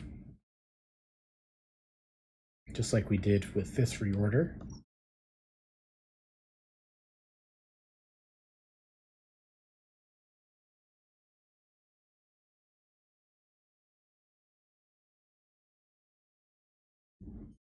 So I'll take the standard one.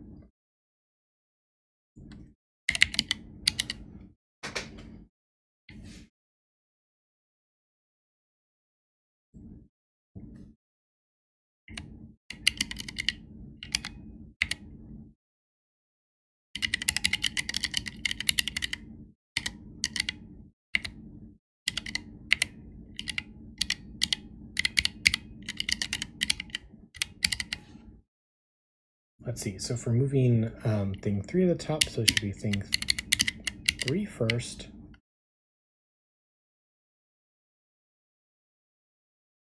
And then it should be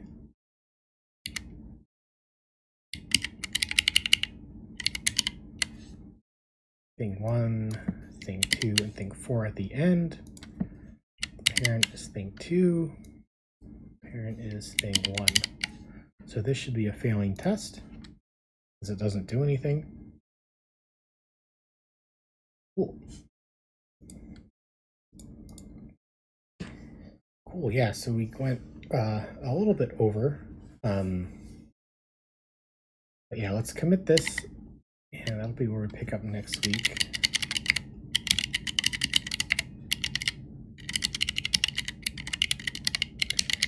Move to top failing test.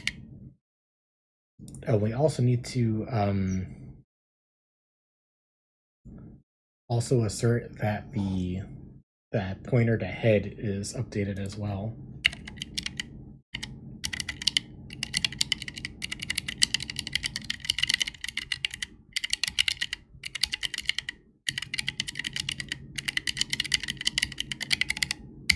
I'll just add that comment in there for now.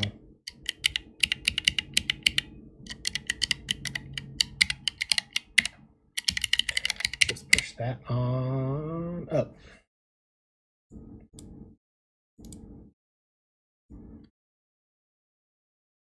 Well, that's going to be it for today. Thanks so much for joining along. My website is fullqdeveloper.com. You can check out my apps and my open source projects there, as well as you can follow me on Mastodon or the Discord. Yeah, this restrict bill is really weird with what they're trying to have power to ban. So if you're in the US, maybe check that out a little bit. And I will see you next Monday at 8 o'clock NYC time. Thanks so much, Mono NZ, for stopping by. And thank you to Bruce Leaf for the what's that called? When they do lots of gift subs all at once, for that. See you next time.